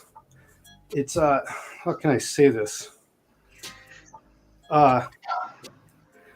It talks about how could Casey Speak it, Blake. You speak it. Just don't even. Just speak it. There's so much. I'm trying to keep on track here. I keep wanting to go all through Scripture. It talks about the raving wolves, the brute beasts. All the false teachers coming in with all these false doctrines, these spots in your feast of charity, all this stuff, and when you this great whore of Babylon, like the cup the harlot holds, it's full of the blood of the saints. This is kind of like it has a lot to do. I can't really make the connection now, but the yeah, you can. You will later, Bucky. corrupted doctrines out there. Question. And it's laid out in the Bible.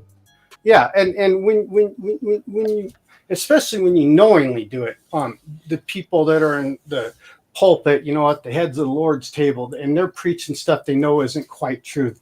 It's like cultish or it's basically, it's just corrupted doctrine, corrupted with man's wisdom. Man interprets it through his brute beast wisdom. Things, I've heard people talk about Revelations that, the locust coming out of the pit. I've heard some of these prophecy teachers, talk about how, these are Apache helicopters, because they look like locusts. You're using man's wisdom to interpret these things. Whereas what I do is I go in through Scripture. I use like a app called eSword, and I'll take like locusts and I'll go through Scriptures and see what the references to locusts are. Just like with, the symbolism is like a shepherd. We all know what the symbolism of a shepherd is. It's the pastor of the church, right? The sheep, they're the flock. The flock, that's the laity, along with, the raving wolves, right? They're false teachers. This is the symbolism I'm talking about, how it all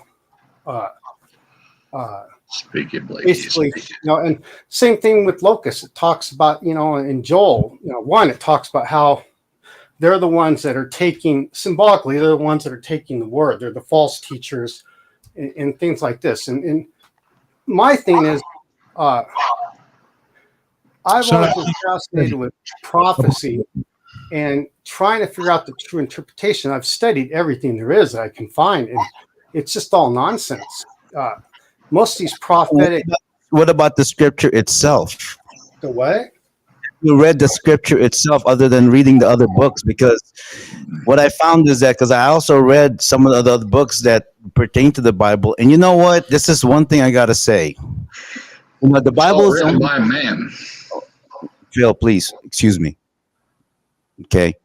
The Bible, actually, it says there that every word in the Bible was written by man through the inspiration of God. Yes. Yes. Okay. So, and did man add? Absolutely. That's why they canonize what 6 chapters from, that the what do you call it? The Pentateuch or something like that. They canonized that because it really talked a lot about the Roman history, about the Maccabees, and the Maccabees were actually the Jewish army and whatnot. But there's a lot of unimportant things on there that was taken out. Now, Why was Enoch taken out? Well, why was Enoch taken out? Why was Enoch taken out? Because that was never really included. It wasn't before. I mean, because the apostles, Jude, they all, there's several references in scriptures to the book of Jude. Of man, But right? as far as in the New Testament, the only place you find it was in the Ethiopic. But if you look at the whole context of the Bible from Genesis to Revelation, if you take all of that stuff and then take away all these other things that was added on there, but the gist of the story, that's really what it is. It's the gist of the story. We kind of get so focused on the other tangents of the Bible, when really it just really boils down to one simple basic thing. And that What is is that basic thing? meaning of love through Jesus Christ. It's about the Word of God, is what the Bible's about. Through Jesus Christ, because Jesus Christ lived every single word that was said in the Bible. Jesus Christ is the Word of God. Jesus Christ is the word, just like it says in John chapter 1 verse. Up, Ray. What's that? You're looking that stuff up, Ray. He's doing off the top of his head, man. Come on. What did you say? Are you saying it off the top of your head, or are you just looking that up? Who? Ray. Well, about what? About what John said? Now we're talking about John, about what the Bible says. But basically that's what it is. What the Bible is about is about love through Jesus Christ. And that's the New Testament, absolutely. What could be? And that's basically, and even in the Old Testament, like when before he was I am, Jesus Christ was already part of that. I am is God. I know, and Jesus Christ is the form of God in man. And he proclaimed himself as I am too. Exactly, because Jesus Christ is God in man's form. Because we all have Jesus in us. Now, you talk about God's love. Well, how does God show his love to us? Well, you woke up this morning, didn't you? Well, you woke up this morning, right? You didn't have any reason to wake up. We're all part of his creation. We're all part of his living testament. Yeah, but that has nothing to do with death in the first place. Well, let me answer. What he has given us is his two witnesses, the Old Testament and the New Testament, his word. This is how he has shown his love to us, is by giving us the light and knowledge of Christ, or light and knowledge of him in the face of Christ, in the face of the word. This is how he shows his love, is by giving his knowledge and wisdom to us, that then in turn dwells within our hearts and minds. Right. Yeah, I agree with that. Absolutely. So are we all in like it's the same shit though, right? Basically what it is. It's just really, there's no argument. Hey Blake, if you could, I know Phil, you just held up Blake's work, but Blake, can you explain? This is what was captured. Hold on, let me refrain, dude. This is his old work that he did. Okay, he has a whole new one now. Okay, you're gonna have to explain what that is. All right, let me see. Rod, sword, all that. Okay, all right. So that I'm seeing, like, I'm sorry, I'm trying to. No, I'm seeing. Is that the really low res? Yeah. Is Yeah, that well, I'm trying here, Blakey. I can't yeah? unroll it all by myself. Is that the what do you call it? The tabernacle? Is that the covenant? Well, it's Okay, the covenant. no, well, it is the You see the broadsword. closest I can come is it's the book of life. That's well, it's kind of like, okay, you ever read Romans 1:20? How it talks about all the made things. Romans 1:20. The made things Look it up, that Rick. he spoke into Let's go. existence in John 1 Thanks for And- tapping in. Harris is Drinking Again Pubcast on a Thursday night. and Genesis and all that. These things that he made. I'm getting a little ahead of myself here, but okay. What are the things seven are the cities? things that may be known of God, the things that he made. It's basically the things he's spoken to existence. Even us, we are messengers. We are, the symbolism of the things that he created reveal prophecy. I know that's stretching. I haven't explained it quite yet to get to that point, but so what I've done here with this is, like I said, ever since I was young, I've been fascinated, like the rock music from the 60s, 70s, and 80s. It always had these prophetic lyrics. And when I started reading prophecy in the Bible, I started thinking, this sounds a lot. This music sounds kind of has the same type of tone as a lot of these prophecies in like Revelations and stuff. And like I said, I don't care for any of the interpretations through man's wisdom and prophecy. I wanted to get to the bottom of it myself. So what I did is I used scripture and scripture only. I mean, I go outside the Bible. I mean, I read all kinds of stuff, but I have to work with the food that I've been given, the food that everybody has, the spiritual food, which is the Bible, basically. So I wanted to find out what all this symbolism in Revelation and stuff means. What is it telling us? We already got the thing about the false teachers sneaking in and all this stuff going on.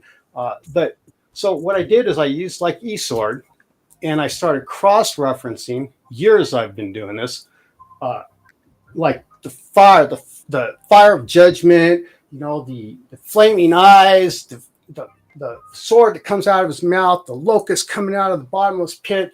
And I cross-reference these phrases and words throughout the Bible and compare them with what it says throughout Scripture to try to get a metaphoric understanding of what they symbolize. And when you do this and you start putting these things together, it forms symbolic sense. It talks about Christ, how he tells you the mysteries and parables. The mysteries of scripture or of God are hidden within Christ. These are scriptures. I can pull them up and show you. So the mysteries of prophecy are hidden within the scriptures.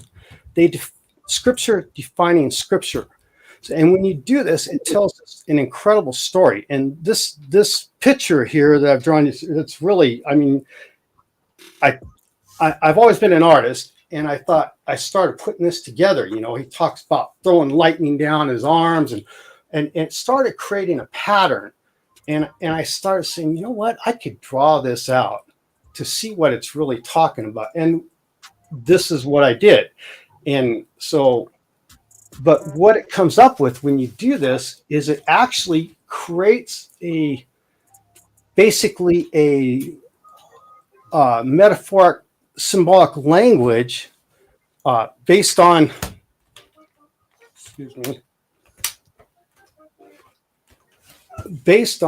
the symbolism of these made things, these things. Because when he talks about prophecy, right, it's always anything. I heard a voice speak to me, and I turned to look where the voice was, and there he was, the Son of Man, standing in the midst of the candlesticks. He starts talking about all these things. What do these symbolize?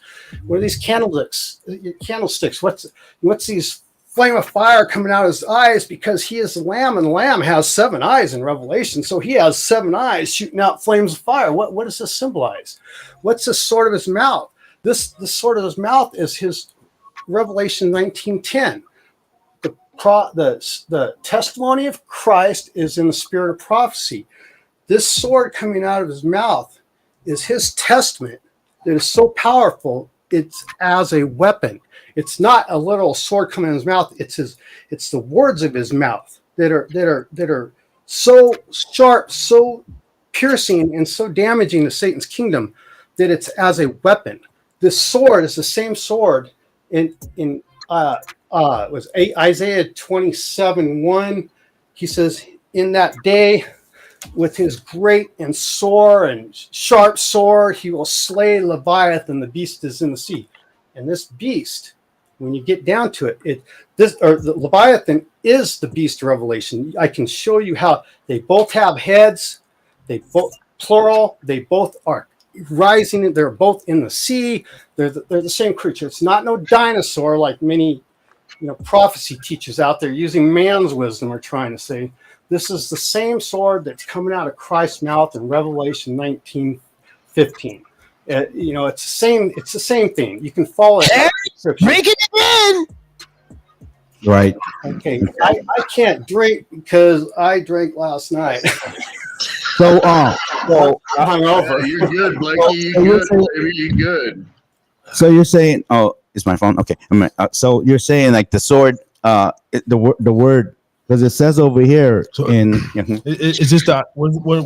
What verse? Look it up, Blake. I mean, I thought you knew it, man. I thought you knew the Bible. I just referenced Revelation 19:10 through 15. Revelation 19:10 or 19:15 is when he talks about the sword coming out of his mouth. Isaiah 27:1 is where in that great day of the Lord, which is Christ. Let's slow it down a little bit. Sorry, he's going to slay Leviathan in Revelation 19. There's so much information. There's so much. It's packed. Let's slow it down. Look at the Revelation. I give you time to catch up there. Yeah. And then but Ray has. Ray knows his Bible stuff, but we need the facts too. Like, we can't just have this conversation without the Bible. So we gotta, so are you on Revelations? And actually I'm on the question of that because I want to stick with what you say with the sword. And right over here, I'm talking about the armor of God that he put in us. So it's actually found in Ephesians chapter 6, verse 13. It says, therefore, take up the whole armor of God, that you may be able to withstand the evil day. And having done all to stand. Stand therefore, having girded your waist with truth. So gird your waist with truth, having put on the breastplate of righteousness, and having shod your feet with the preparation of the gospel of peace. So your feet is the gospel of peace, to bring that around. Above all, taking the shield of faith, with which you will be able to quench all the fiery darts of the wicked one, and take the helmet of salvation and the sword of the Spirit, which is the word of God. So basically, that sword that you're pointing out, what really means, it is the word of God that he strikes the nations with, that he strikes the earth with. Yeah, it's the stone that smote the statue in Nebuchadnezzar's. Love you, Blakey. Right. All I can say is that it's amazing how the Holy Spirit speaks to all of us in different ways.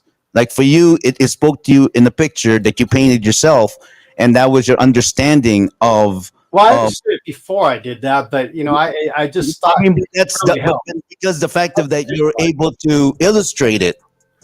Yeah. It gives you as a different understanding of what it is. I mean, you understood it before, but once you illustrate it, because that's coming from your mind's eye, and you created it, and if that is your understanding of what the scripture is saying, then I mean, and throughout the scripture, it's always been that way. The same thing with Noah.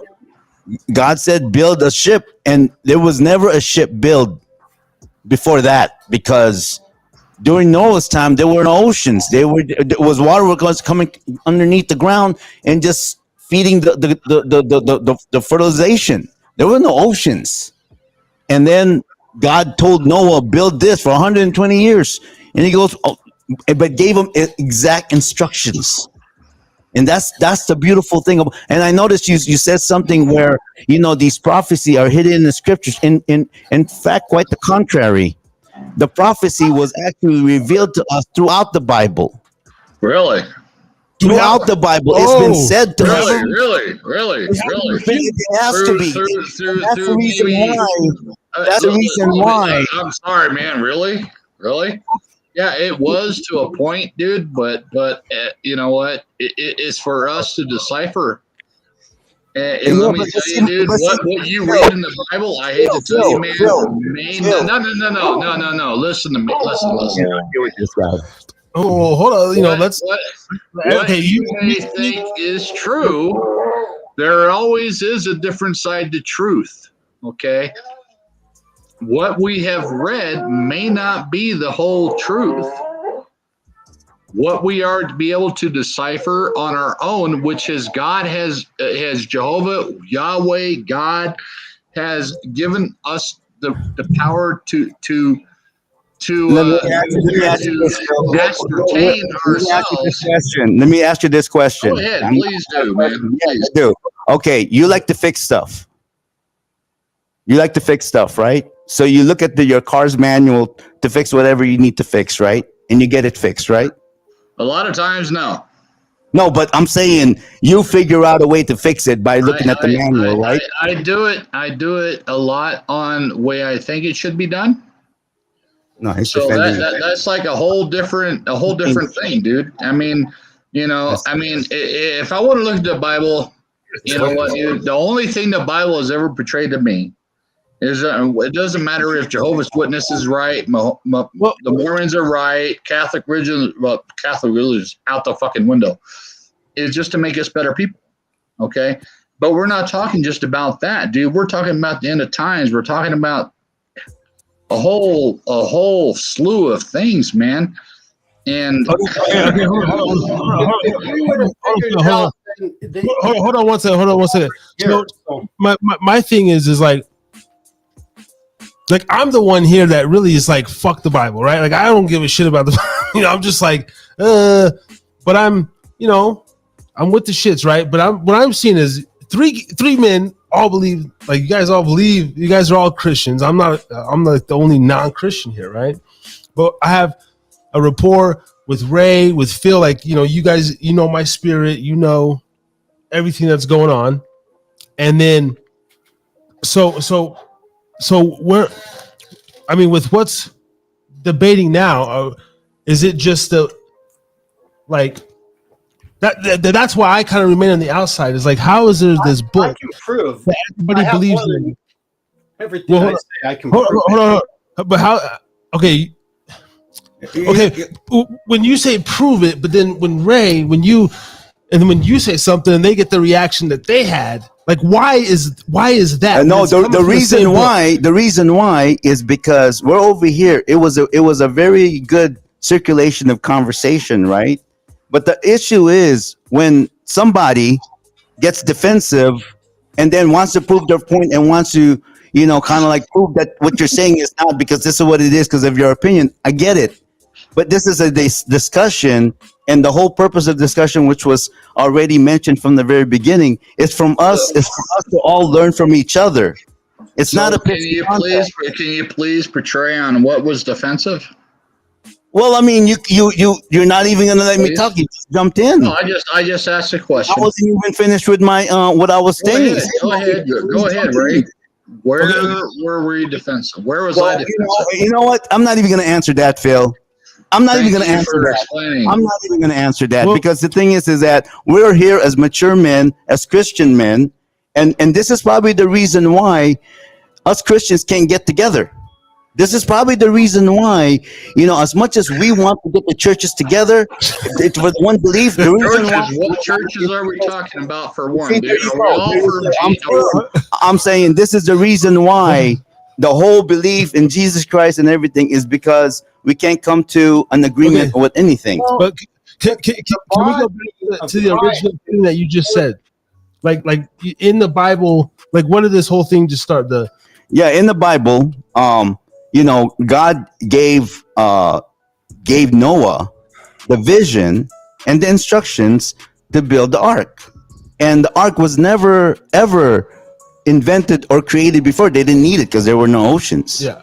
And that's the reason why for 120 years people were saying, "Oh man, that's bullshit, man. There ain't no rain. Come on, man. What's rain? Come on, man. It's birth. Look at this. Like it's beautiful. What for 120 years?" What you're saying is implied. It doesn't really say anywhere that there wasn't oceans or bodies of water that you could put a ship on. It says right there. Let's hold on one second here. Let's go to Genesis. No, Genesis? Really? We had a dry earth? Are you kidding me, dude? Because the earth cannot survive without fucking water, dude. Because that's moisture. And that, for one, provides clouds, which, for one, drives freaking rain for our crops. You know what? So therefore, in itself is wrong. Okay. Phil, what you just said right now, right? Would that be considered a scientific? Like that's some science, right? Like that's scientific explanation. Dude, no, it's just a magic. It's the magical of life, dude. Without water, there cannot be no life. Period. No, that's why it says in the Bible the water used to come from underneath the earth. Underneath the earth. So you're telling me all the water on the earth is under the ground right now. 90% oceans, something like that. 80-90% of the water is still under the crust. Nevada has enough water to look like California right now. From that, it was way back when I was a freaking youngster. Okay, so you're telling me that all the water was under earth. So how did the other animals survive without water? Because nobody can survive without water for what? I don't think a week, 2 weeks. You know the. Well, ocean is totally different because that's salt water. We're talking mineral water. Let Blake go. Okay, I want to go potty. Leave that up to your guys' little discussion. Well, because it gets this for that. You know what I'm searching for is what he talks about. I want to. It says now we see through a glass darkly, but I want to find a way to have the same. I've always wanted to have the ability to understand scriptures in the way the prophets and apostles did. They had a much higher understanding. They were unified as one. I recommend the book for you. Read the book called Prophets and by Ellen G. White. No, hold on one second. Hold on. I believe it's Priests and Prophets. That's the name of the book. That will explain to you the historical part of that story right there. Hold on. Okay. So just what you're saying, like we're going outside the Bible there. So what I'm saying is, he says, though I speak the tongues of men and angels and have not charity, which is giving of the word, and then he says, and though I understand all the mysteries of prophecy, right? Mm-hmm. This is the understanding that the prophets and apostles had. And the apostles at that time, there was one church. There wasn't tens of thousands of different denominations in Christendom. There's only 2,000 worldwide religions, right? The body of Christ divided into tens of thousands of divisions of doctrinal divisions. Someone has been working overtime to slay the body of Christ. We have been beheaded of our true knowledge, the knowledge that the prophets and apostles had. The head of Christ is gone. We're a body that has been dismembered. Somebody's doing it. Someone is working overtime to get one of I believe is the Catholic Church. When there are only 2,000 world religions, how can we ever get together when we have this much division? Okay. Too busy slaying each other with what you said, and you said the Catholic Church, right? So. Yeah, boy, don't get me started on them. From being on an outsider, right? I think that everyone's like crooked. So we're kind of all on the same page as far as. Well, there's a lot of scripture that talks about that. Like there may be truth within it, but it's been diverted. It's been diluted. Is that fair to say? Well, like a lot of churches has corrupted it with his wisdom. Is what's happening. A lot of the original text. So hold on. Corrupt the text, but we have the original. Okay. So originally, what it was that, of course, the Catholic was it was original Christian, because that is where the church, and that's where basically everything compiled That's the one. And then they start having popes and whatnot. When they start having that, then they start becoming more like politicized. That's when the bishops and then they began to run it like a business. and they trying to run it like a business. Yeah, Exactly. Father's house. They agreed on that one. Yeah. So and Martin- so in that until Martin Luther King, Martin Luther, who was that came from that Catholic, basically he goes, wait a minute, all of these people will have to pay this to go to heaven. You got to pay the church this much. You got to pay the priest this much to be able to go to heaven, to this and that, whatever, right? So Martin Luther decided, you know what, enough of this, because that's not what the script. That's not pure Torah. I just want to know where hell came from in the Bible because it's not mentioned. Explanations of like what is the church at that time, the Catholic Church doing at that time that's wrong, that's against the Bible. They were killing millions of people. Because they were killing, yeah, exactly. They were killing a lot. If you were not a Catholic, if you're not of the Roman Catholic faith, they would just kill you. And that was what's happening. Martin Luther King, Martin Luther basically said this is not right.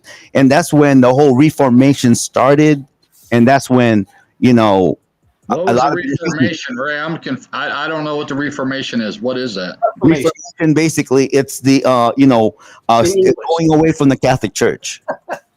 The Protestant. That's why you have Protestants and you have Catholics. Okay, you have why do so many people believe we're going to hell?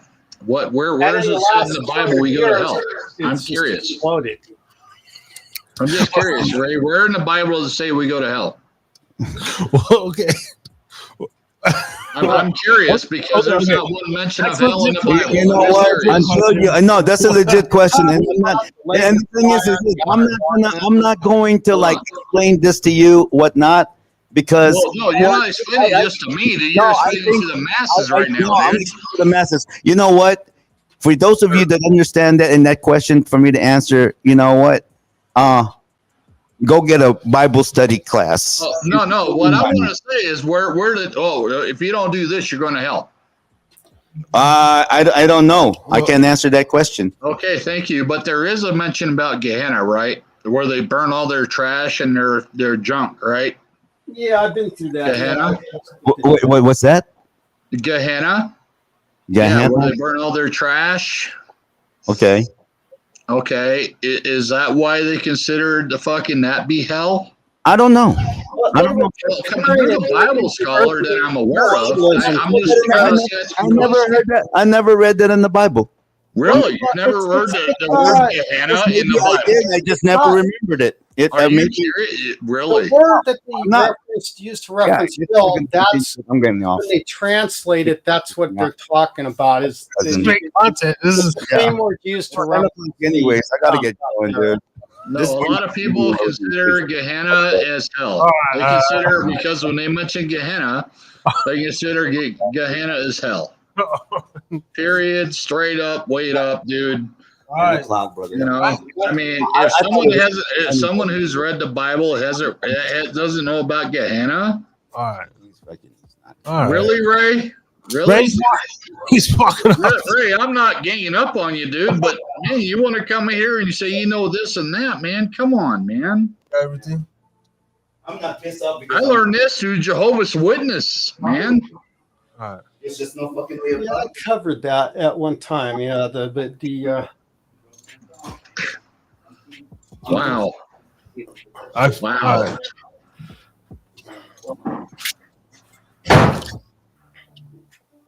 I'm sorry, D. I'm sorry, D. I just asked a simple question, man. I mean, to his explanation, he's well, I mean, you got to kind of go in and out. We got to keep a podcast flow. So we got. I know. It probably felt like I was ganging up on him, dude, and I wasn't. I was asking a question about Gehenna. I don't know. Gehenna should be. I mean, Gehenna is what every fucking Catholic scholar ever goes off. Gehenna equals hell. Hell was never ever mentioned in the fucking Bible. Ever, dude. Gehenna was a trash heap where they burnt their trash, and that's what they considered, and that's what Catholic scholars consider to be hell. Well, they were using that symbolic metaphor for what Exactly. Shout out to Linda on Podbean. Thank you for tapping in. This is great content. That was great content. Yo, for the first time in the history of the show, I'm going to make a clip out of that. Brother Ray walked off a debate. But see, why does the Bible go why? And that's why I don't give a shit about I don't give a fuck. I'm not no anybody. Man, anybody who believes that much in the faith, man, wouldn't walk off, dude. We all have our demons, dude. We all have our demons. Okay? Well, I love Brother Ray, dude. We all have our demons, man. And if he can't withstand the bombardment of questions, then, he needs to research himself, dude. I mean, I've been up front, dude. My brother has the most discipline out of anybody I've ever fucking met when it comes to my fucking, when it comes to my addiction, when it comes to my way of life, everything, dude. That was amazing. The way I've always said it, dude, is my brother got all the discipline in the freaking family, and I got a mediocre amount, dude. We're talking my brother, man. Jiminy Crickets, man. This dude fucking did baseball, softball, baseball, fucking football, weightlifting. He worked out with Frank Hawkins for UNR, dude. That's discipline, dude, to stick to that regiment, man. He, even at 17 years old, was in a bodybuilding contest in Las Vegas, man. Knowing damn well he couldn't compete to these other freaking guys, but he did it, That's discipline. That is discipline. That is passion. That is patience, all right? I myself, I will never, ever, ever portray that I have that much discipline in anything like my brother, dude. Ever, dude. And that's why I consider myself lazy. But when it comes to talks like this, man, dude, I am very passionate, man. Why do you think I hang out with people like Blakey? Because I want a whole different perspective, man. He understands where my beliefs are. I understand where his beliefs are. And yes, we are going to question the freaking authority, as I may call it, because they're the so-called freaking people of the Bible, man. And it just, it bums me out that an individual will leave when the shit gets a little hard. To me, that is not God sent, man. That's when you got to stand up for your fucking beliefs. Excuse my language, Bubba Rum. Excuse my beliefs, man. Excuse my language. But man, well, I thought he was doing pretty good. I know, Blakey, and you know what? I even prayed that you would be able to spit your truth the way you wanted to be spit, man. Why? Because I love you. I believe in you, man. That's the thing, is that's why I had to question everything, man. I want to know where an individual stood on his faith. Period. Well, I went over a lot of that material, but it's been close to 10, 11 years since I've been through all that. I've read a lot of that stuff, the Seventh-day Adventist, and all that. But you know what, dude? This is why I tried when you and I, man, we came over when you're having a little podcast, or when we were just conversating, man. I tried putting you through the ringer to let you know, hey, man, this is how people, they're gonna come at you. They're gonna be right here, bam, bam, bam, bam. Okay. And I hope that I got you to that point where, you know what, dude, no matter what, if someone just hammers you, that you can withstand it and then answer the question. I hate to if this was a debate, which it wasn't, because you guys are all Christians. It wasn't a debate. That's why I'm tripped out. It was just a different. You are 1-0, my friend. You are one. I mean, as a pubcaster, you never relinquish the microphone. You got to take it out of my cold, dead fucking hands. I'm not getting up out of this seat. That was to you, Blakey. Well, I'm not You to know? dominate. I just tried to wait till I had time to Oh, I speak. dominate. I dominate, Blakey. Trust me. That's why they tell me to shut up, okay? But no, man. But when it comes to truth, man, it needs to be heard, no matter where it's coming from. And that's just my opinion, man. And I'm glad. Oh, What happened to Phil? I don't know. He clicked himself out. Yeah. So you were asking me that one time about the 1,000-year millennium. You know, I remember you were asking me, but I did a little research on that, and you know, I haven't done a whole lot. I mean, we can talk while he's not here, but you know what? It appears to me, like I wrote it down. A lot of my thought is because, you know, once the armies of heaven are victorious, basically, it appears to me that this is when all the knowledge is going to be revealed, all the mysteries of scriptures, and we're going to know it all then. And that's when we go into the sabbatical. I don't know if it's sabbatical millennium but there's going to be 1,000-year reign of peace, right? For the people who basically basically the armies of heaven, the people that followed Christ, and they're going to have 1,000 years where they get to live under His kingdom, along with His priesthood, and learn His truths and everything. But then it says the rest of the people that didn't, they don't live till the 1,000 years is up. So evidently there's going to be 1,000 years of peace. And then there's going to be a short season after that. I believe that this is the lake of fire. See, the sea symbolizes the age. So a lake symbolizes something smaller, would be an age. If you look at the symbolism and how I was talking about it. But so when after that 1,000 years, that's when Satan is going to be loosed again. And then all the people that sided with him or went against Christ, basically the Word of God, they are going to all be resurrected too at that time. You know, I might be wrong, but I just kind of went over. I spent a little time looking at it, and this is kind of what it looks like to me. So there's going to be 1,000 years of peace. Then after that, then all the people, Satan and all the people that followed him, they're going to be resurrected for a short season. And he's going to be allowed to go out and influence them. But at the same time, we're all going to be here. God's people, God's priesthood, they're going to be out there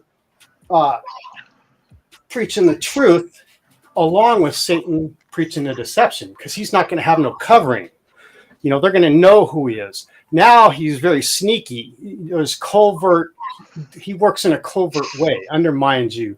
You know, I'm not even going to get into it with all the. So let me ask you this, Blakey. Well, let me ask you this, media Blakey. and all that. Have we not already? You know what? So that's what it looks like to me, and it's going to be like they're going to have, you know, they're going to have 1,000 years to think about it, and then they're going to have another chance to, you know, redeem themselves. Yeah. What my question is, man, because my word belief is that we're already in that 1,000 years of peace, dude. And here we are. Now we are in that where Satan has already been released, and now he has already tried to influence his followers.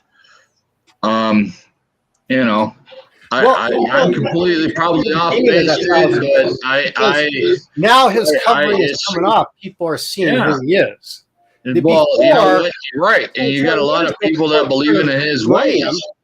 It wasn't like that. People didn't know. They were oblivious. But you got people that believe. I mean, I'm sorry to say this, man.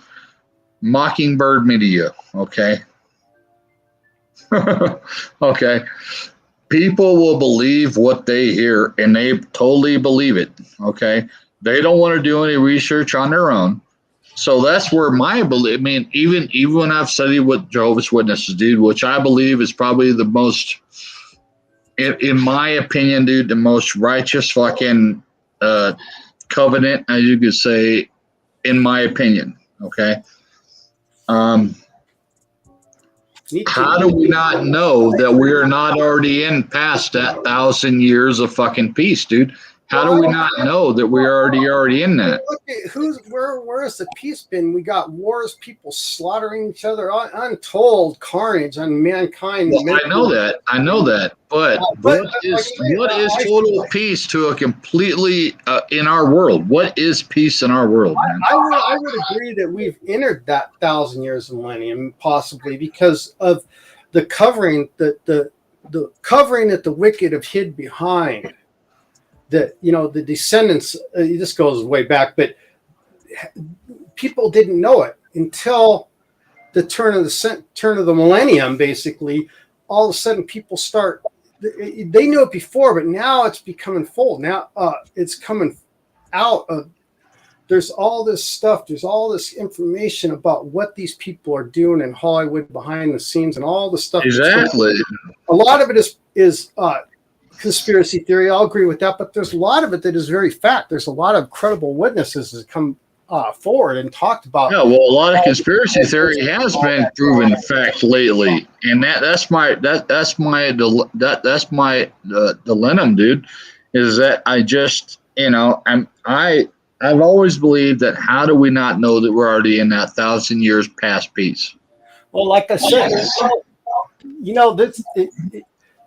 I mean, we're talking for sex trafficking. I mean, it took 5 years for the movie A Sound of Freedom to come out, dude. Yeah. And I'm sorry to say this, man. If any of you have not seen the movie of Sound of Freedom, dude, go see it, because it took them 5 years to get through the freaking red tape to get that freaking movie produced.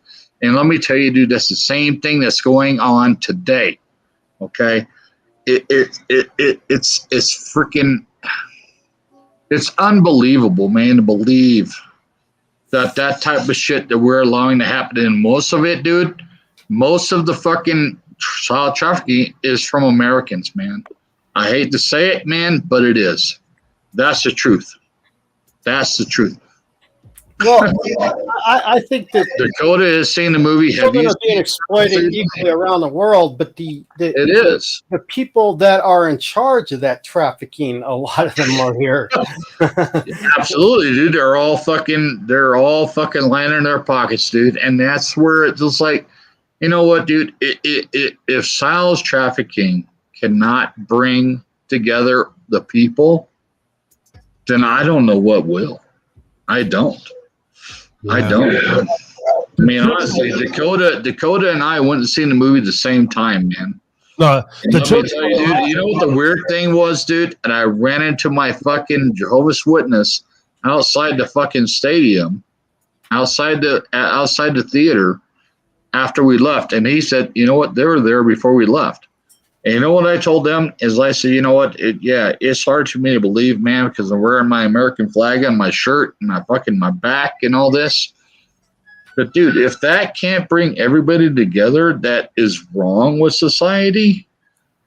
Frick me, dude. I don't know where we can even come together as a society anymore, man. I'm confuzzled, man.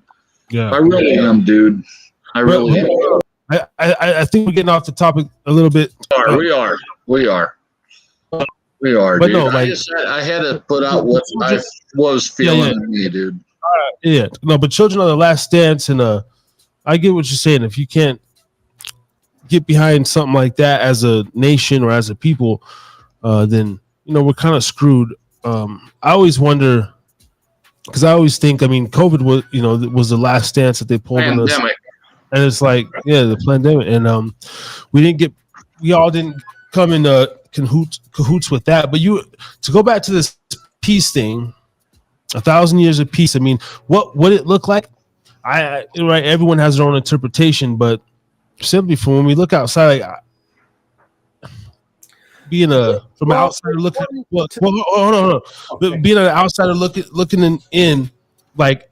I could simply say, well, what are the 7 deadly sins? And then, then there's simply like, there wouldn't be those, right? You wouldn't even have men would be trustworthy. You could, they wouldn't want to sleep with your wife or your girlfriend. There really wouldn't be any looting, any evil thoughts, because the thoughts are the ones that go into action and do the crime. So without the actual thought of like a lust, jealousy, envy, I think peace would, in a world, there would just be those key elements: no jealousy, no lust, and no treachery. Well, like Blake said, man, Satan would have his influence over his followers, man. Well, that's for one thing. We all have those influences, dude. Even in my day, dude. I'm sorry, I watch X videos, dude, and I know in my heart, that is against Yahweh, dude. I know it in my heart, man. But But what I'm saying is, in 1,000 years of peace, you wouldn't have that. You wouldn't have those men that want that temptation. Well, you're not going to have it in our face all over the media, for one. You watch every movie or show you watch, it's people lying, cheating, killing, stealing from each other. So you're going to have that taken away, for one. It's not going to be, this is, garbage in, garbage out. That's how you program a computer. You watch that TV all day, you're just getting all that garbage in your brain. What's going to happen, I suspect, is we're still going to have emotions and stuff, but we're just going to mature, not just physically, but spiritually. We're going to mature. We're going to understand, and we're going to have understanding of how to deal with these things, the emotions, on a mature level, as a mature species. Everybody's going to be united. It's not going to be. We're not going to have all these divisions and people, all this crap going on. It's going to be. There's not going to be war. People are going to help each other. People are going to love each other. People are going to teach each other. It's going to. In your opinion, how far mankind can get. Would there be? Is there going to be trannies in your 1,000 years of peace, Blake? Like, is there going to be trannies and fucking, men that want to be women and shit in this 1,000 world of peace, or is it going to be like normal, man? Back to the basics, real shit. Well, that's a whole. If you take the Bible literally on that, well, no, but I look at it more like to sin physically is to cheat on your wife, right? To sin spiritually is to cheat on God with false belief system. What's worse, a physical sin or a spiritual sin? Harry's drinking again. So I really, that's something I haven't really. I myself believe we're already here. When people aren't having their food poisoned and their brains poisoned and they can think straight, I suppose that if anything like that is going on, it's going to be more. Like I wouldn't think there would be trannies, no nothing. Like there's not going to be no fags, none of this weak men and like. No, there will be. There in 1,000 years of peace, in my opinion, dude. There will be trannies. There will be crime. There will be this and that. But that's where the installation of Spirit of Christ comes through, to where we know right from freaking wrong, man. And those are the people that will be accepted into the kingdom. We're not exactly the kingdom of heaven, but to the promise of the kingdom of earth. Okay, and I believe that God is my Savior, is already smart enough.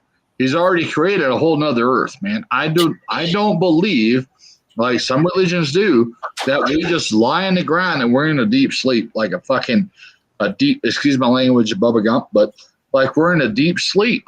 Yeah, I've heard that. I don't believe that. I believe that God has already created a whole nother earth where we move to, okay? And then we can go ahead and maybe explore the freaking galaxy, this or that, man. That's my belief, because there's more intelligent life than just us, because if we're the most intelligent being on the freaking entire galaxy, holy crap, dude. There's a whole... Wow. Okay. Now, capping off that, let's go kind of off the maybe Bible. So, like, what's your thing about aliens, Blake? Like, what's your personal? Let me tell you mine real quick. The whole UFO Area 51, green men, like, I think that's just Hollywood bullshit. So I don't give a fuck about no aliens. Like, when they're talking about aliens, like, but my interpretation of aliens is just something unknown, something foreign. And I do believe in aliens in that sense that, hey, we can't be the only motherfuckers out here, but what is your on this whole, especially with these UFO hearings that they're having in the Capitol and all this shit? I think it's just all to mislead the people. But here's my take, and please don't interrupt me because I gotta think. Don't interrupt them, Phil. Okay. I believe that the universe was created to be lived in. Okay, and I also believe that just how, if you understand the physics of how the universe started and how it started, what the Big Bang supposedly, but then the bigger suns exploded and made small, the elements slowly over generations of stars, we got to where we're at now. I think that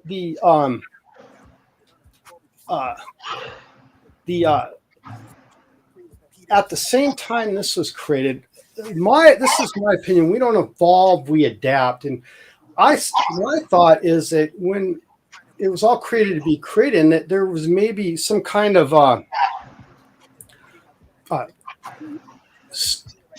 how can I say it? Some kind of like microscopic genetic cell that had just the whole code of genes in it.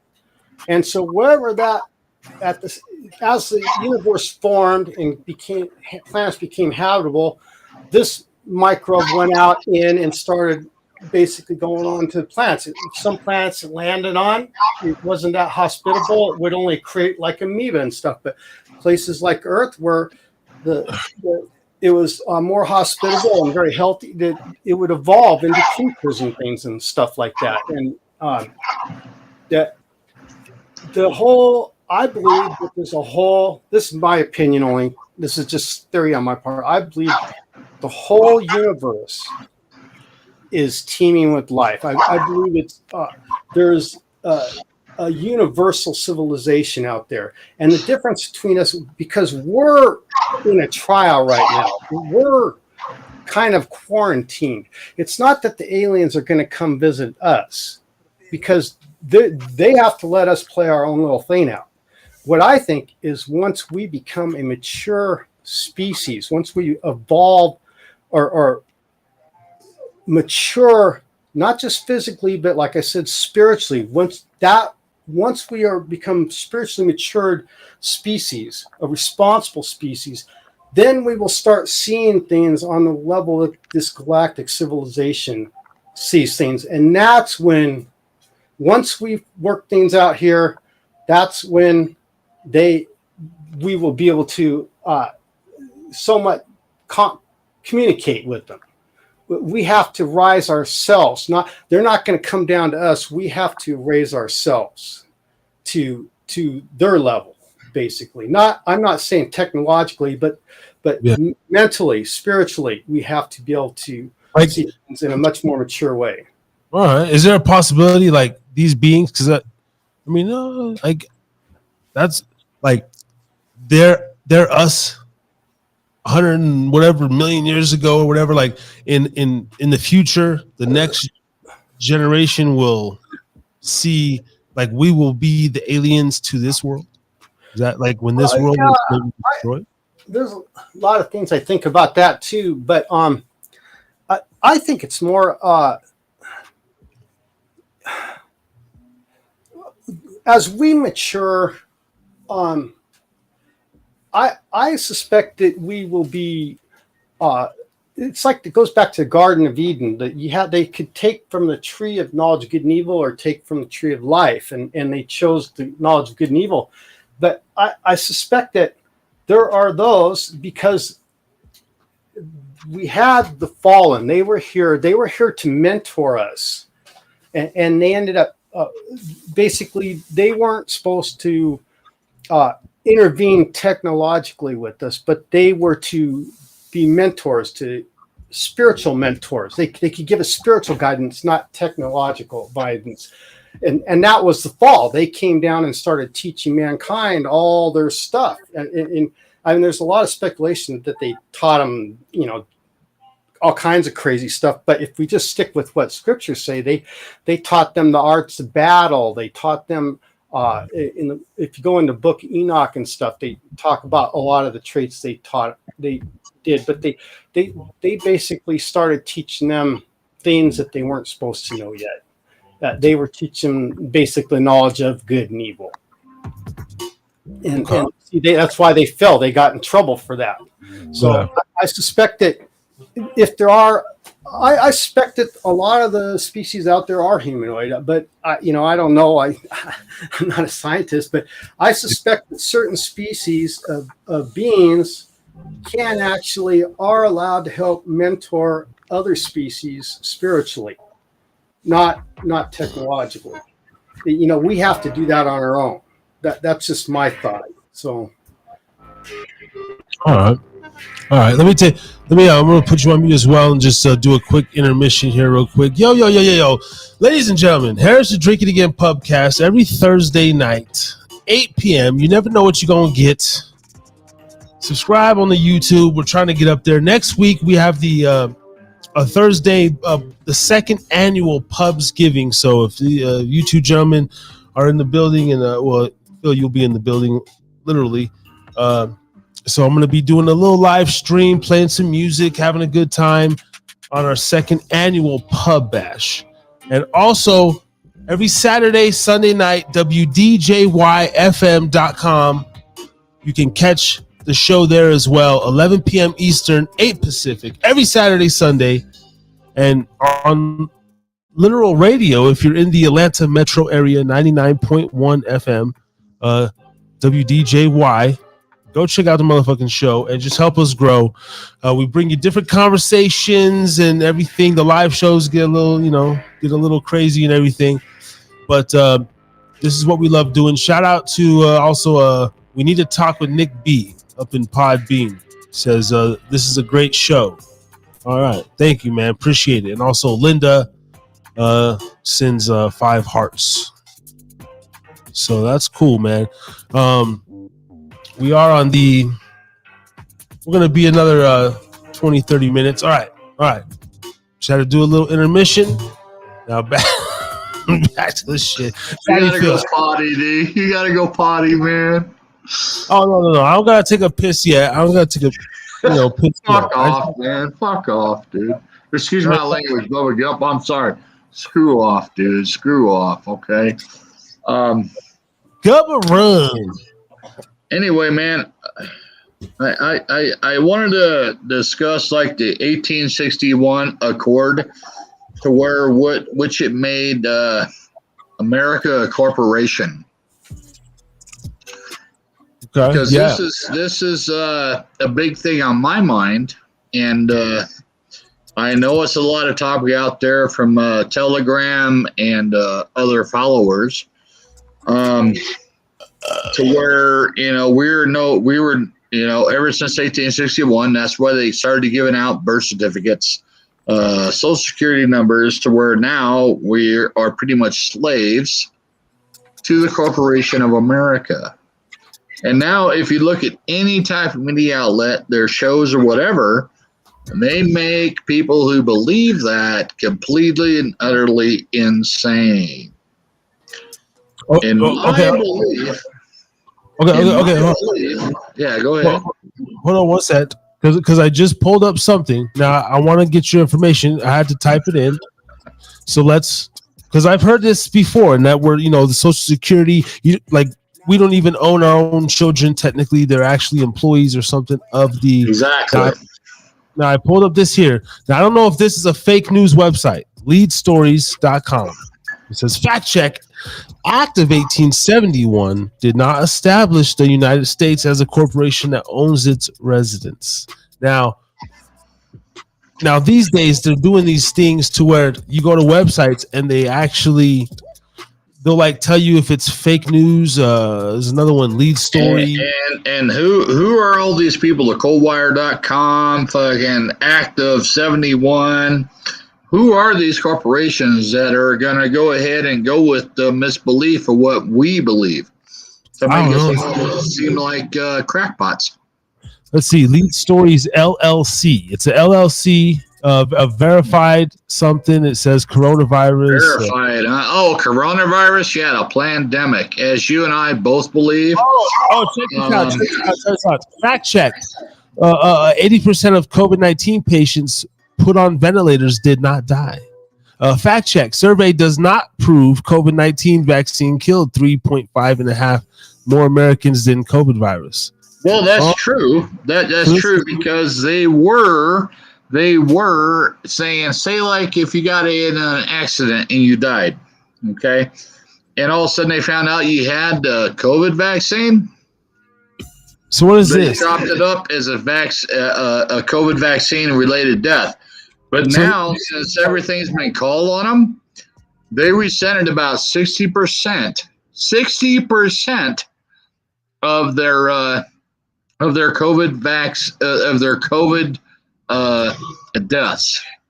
Okay, so let's say like we had 300,000 people die of COVID.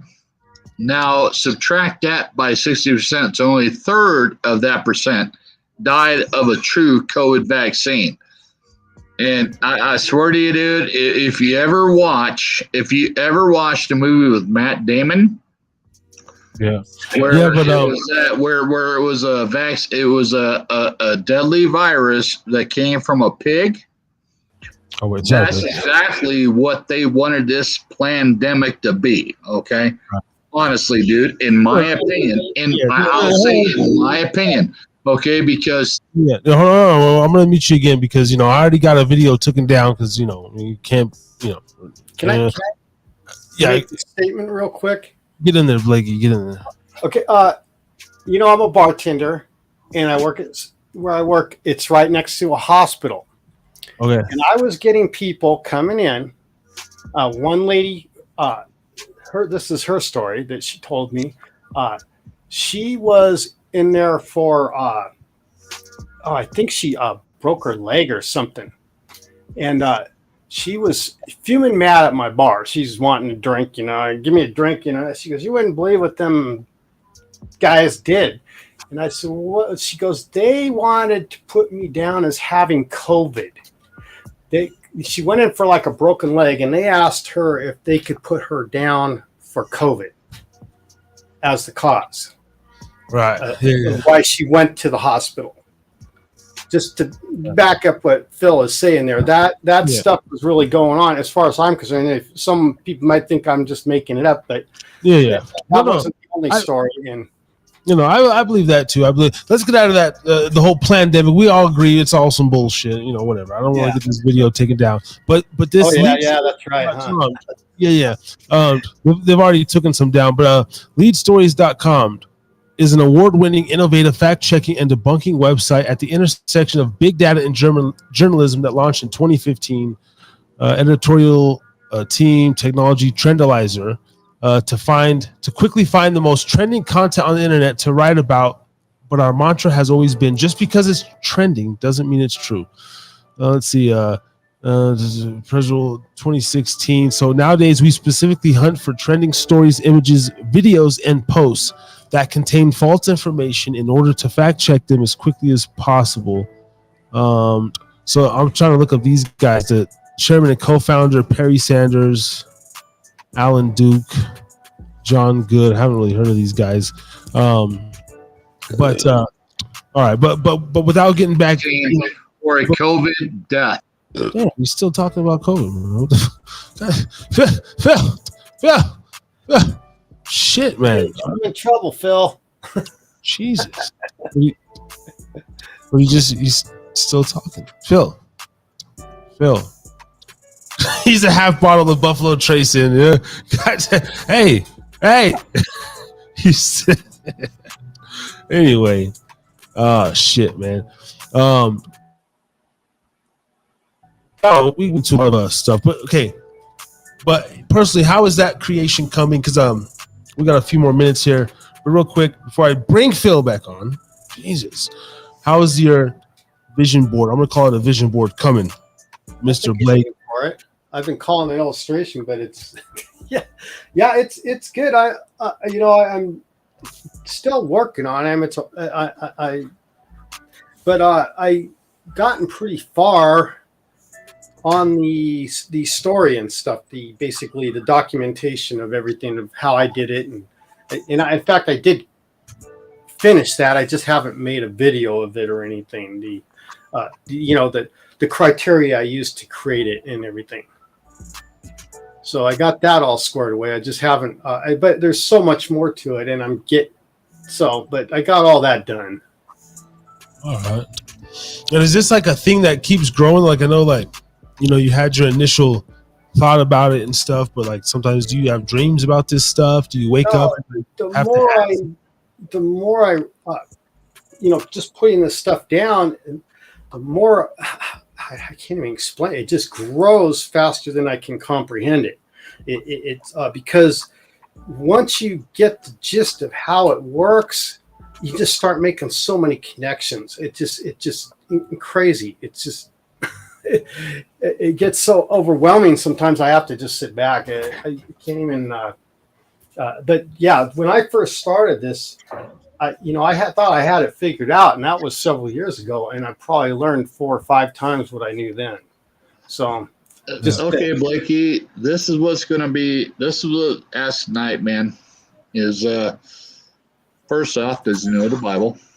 I said yes. I mean, the questions are going to come from me left and right, man. It's just going to be, and I fully believe in you. And that's why I invite you to come on tonight, because I feel you said you only need like another month or two, and to really get it, established, I guess you could say. But what you have to say, man, is nothing but truth, man. I don't try to associate myself with fucking, excuse my language, with stupid people. And I always considered yourself a friend. And same with T, dude. I wouldn't have you on here or invited you to come on to his show if I didn't believe what you were saying, man. So, all I can say, man, is I thank you for believing in what you had to say tonight, dude, and keep it going forward, period.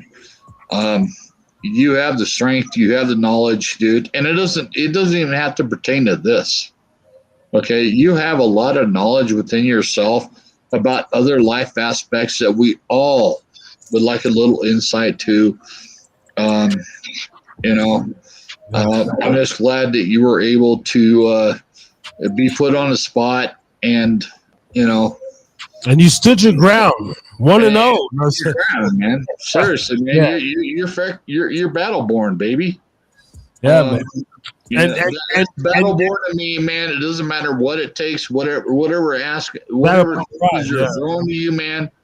You're not just gonna walk away, dude. You're gonna stand your ground and let your beliefs be known, man. But it's interesting, like your vision, your whole just what you had to present. But I like to consider myself an super open platform as much as they will allow me until I get my own website, hidethepub.com. But look, man, bartender to bartender, I gotta do what the hell is a mule? I gotta do it from 2 different people though. What the hell is a mule? It's fucking vodka, ginger beer, lime juice. What do you want? I mean, come on. Oh, all right. Yeah, okay. Well, we got that, but let's say, what's the increments? Well, I mean, what are you gonna do? Ounce and a half. I just want a mule. I just want a mule, man, in a copper mug. But now the real mule, you got to muddle it. Now, sometimes I like to put a little simple syrup. I don't know about Blake, but if I have the ingredients, I'm going to do a ½ ounce of simple syrup since you want to get goddamn specific. I'm going to put 2 limes, maybe 3, but 2 limes, ½ ounce simple syrup, muddle that motherfucker. Now, let's just say I'm going to throw in some mint too, because, some people like a little mint. Little lime. I'm going to muddle ½ ounce, and then I'm going to pour my ice in, scoop to the brim, and then just 2 ounces of vodka, whatever, or a Mexican mule tequila, or a London mule gin, or is that many? An Irish mule. There's only one mule, man. No, there's many mules. No, dude, because I just want to drink out of a copper mug. There's many mules. Jamie, drinking suit. Damn, I just want to drink out of a copper mug, man. Damn. Well, if you would catch the, hey, Phil, I can still in the show, go out, pick you up, and bring you over to. Fantastic. That sounds good because that's about where I'm at, D. Let's do it. All right, show's over. Let's get wild, man. Blakey wants to take me down to Grampy's, man. Yo, will you want to take me down to Grampy's, man, and drop me off? That'd be fucking. You haven't been drinking, dude. Can you give me was it Los Altos or is that McCarran, dude? I'll be at McCarran tonight. McCarran? Can you give me a ride down to East fucking Sparks, McCarran, and fucking Prater, dude? Yeah, we'll be Grampy's all night for the after party. Harris is drinking to get after party, and I'll give Phil a ride home. He's gonna stay with me the whole shift and drink, and can I get that on you, man? We're going to give me a ride, brother. Yeah, I'll give you a ride. I have to take my vehicle, man. You give me a ride? Yeah. Let's do it. Cool, man. Cool. All right. Hey, when you going to be there, D? Because I'm looking at the time of, I don't know. Hold on. I'll be there in an hour, man. I'll be there in an hour. Yep. An hour? Yep. Right now. It's 10:50, man. So if you took me now, man, I'll wait for you. Yeah. I don't want Blakey to wait for me or nothing, man. So I got about 10 minutes of stuff I got to do before I can head out. So. All right. So about 11 o'clock, man. I'll be waiting outside your place, man. You give me a ride? Okay. Oh, shit. All right, thanks, Blakey. All right. All right. I love my Blakey, man. He's a good man. Hey, thanks, Blake. I'm going to make sure he gets home in the morning. But, yeah, and then, come on down to Grampy's, everybody, man. We'll be there. All right. Yeah, absolutely, man. Stay for a drink, maybe. I can't have no drinks. I drank last night. I got. All right. Oh my God, we'll give you a water then, man. Just hang out, conversate, have a water. Yeah. Because we love you, Blakey, man. I do. Anyway, dude, I love you. I really do, man. So. Yeah, this has been real. All right, Blake. Well, thank you so much for coming on, man. Harris Drinkin Pubcast. You're more than welcome to come back on as well in the future, man, when you get this thing hammered out more. Okay. All right, and I'll see you. I'll see you here in a little bit, brother. All right. All right. Thanks, cuz. Love you, man. Blake, everybody. All right, man. All right, same to you, cuz. We'll finish this. It's gonna be because dude, I got fucked up at. You already put the damn name, location, whatever. But yeah, I got fucked up at work last night. So. Well, fuck, dude. You know what, dude? I took a Percocet. I may take another one. Well, it's gonna get. Yeah. Anyway, all right. Well, hit me up when you're on your way, and I'm gonna get ready. All right, brother, man. Love you, guys. I love you, man. I really do. All right, bro. Love you too, man. Thanks for the entertainment, man. Appreciate it. This has been awesome. All right, guys. All right, ladies and gentlemen. Fatty Phil. Wow.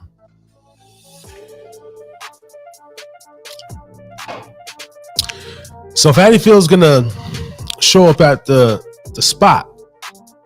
You heard the place, you heard the damn location. Come through, have a drink if you're in the Reno area, man. Shit. Other than that, this has been episode 95. 95 weeks in a row of the Harris is Drinking Again Pubcast. Me, yours truly, Harry Too Scary, sitting here, giving my opinions and then giving the floor to different people. Have the music playing all night. It's gonna get wild, man. I won't be asleep for another at least 10, 12 hours. I'm gonna go in there and check on my fam. Get ready. Thanks everybody for tapping in, man. It's been real. See y'all next week. Episode 96. The Thanksgiving edition. Next week, Pub Bash. I'm going to put together a playlist. I got a lot of work to do on the back end, editing and whatnot, but I'm going to put together all my music. I'm going to let it play. I'm going to try to do an 8-hour constant live stream Pub Bash marathon. And it is what it is.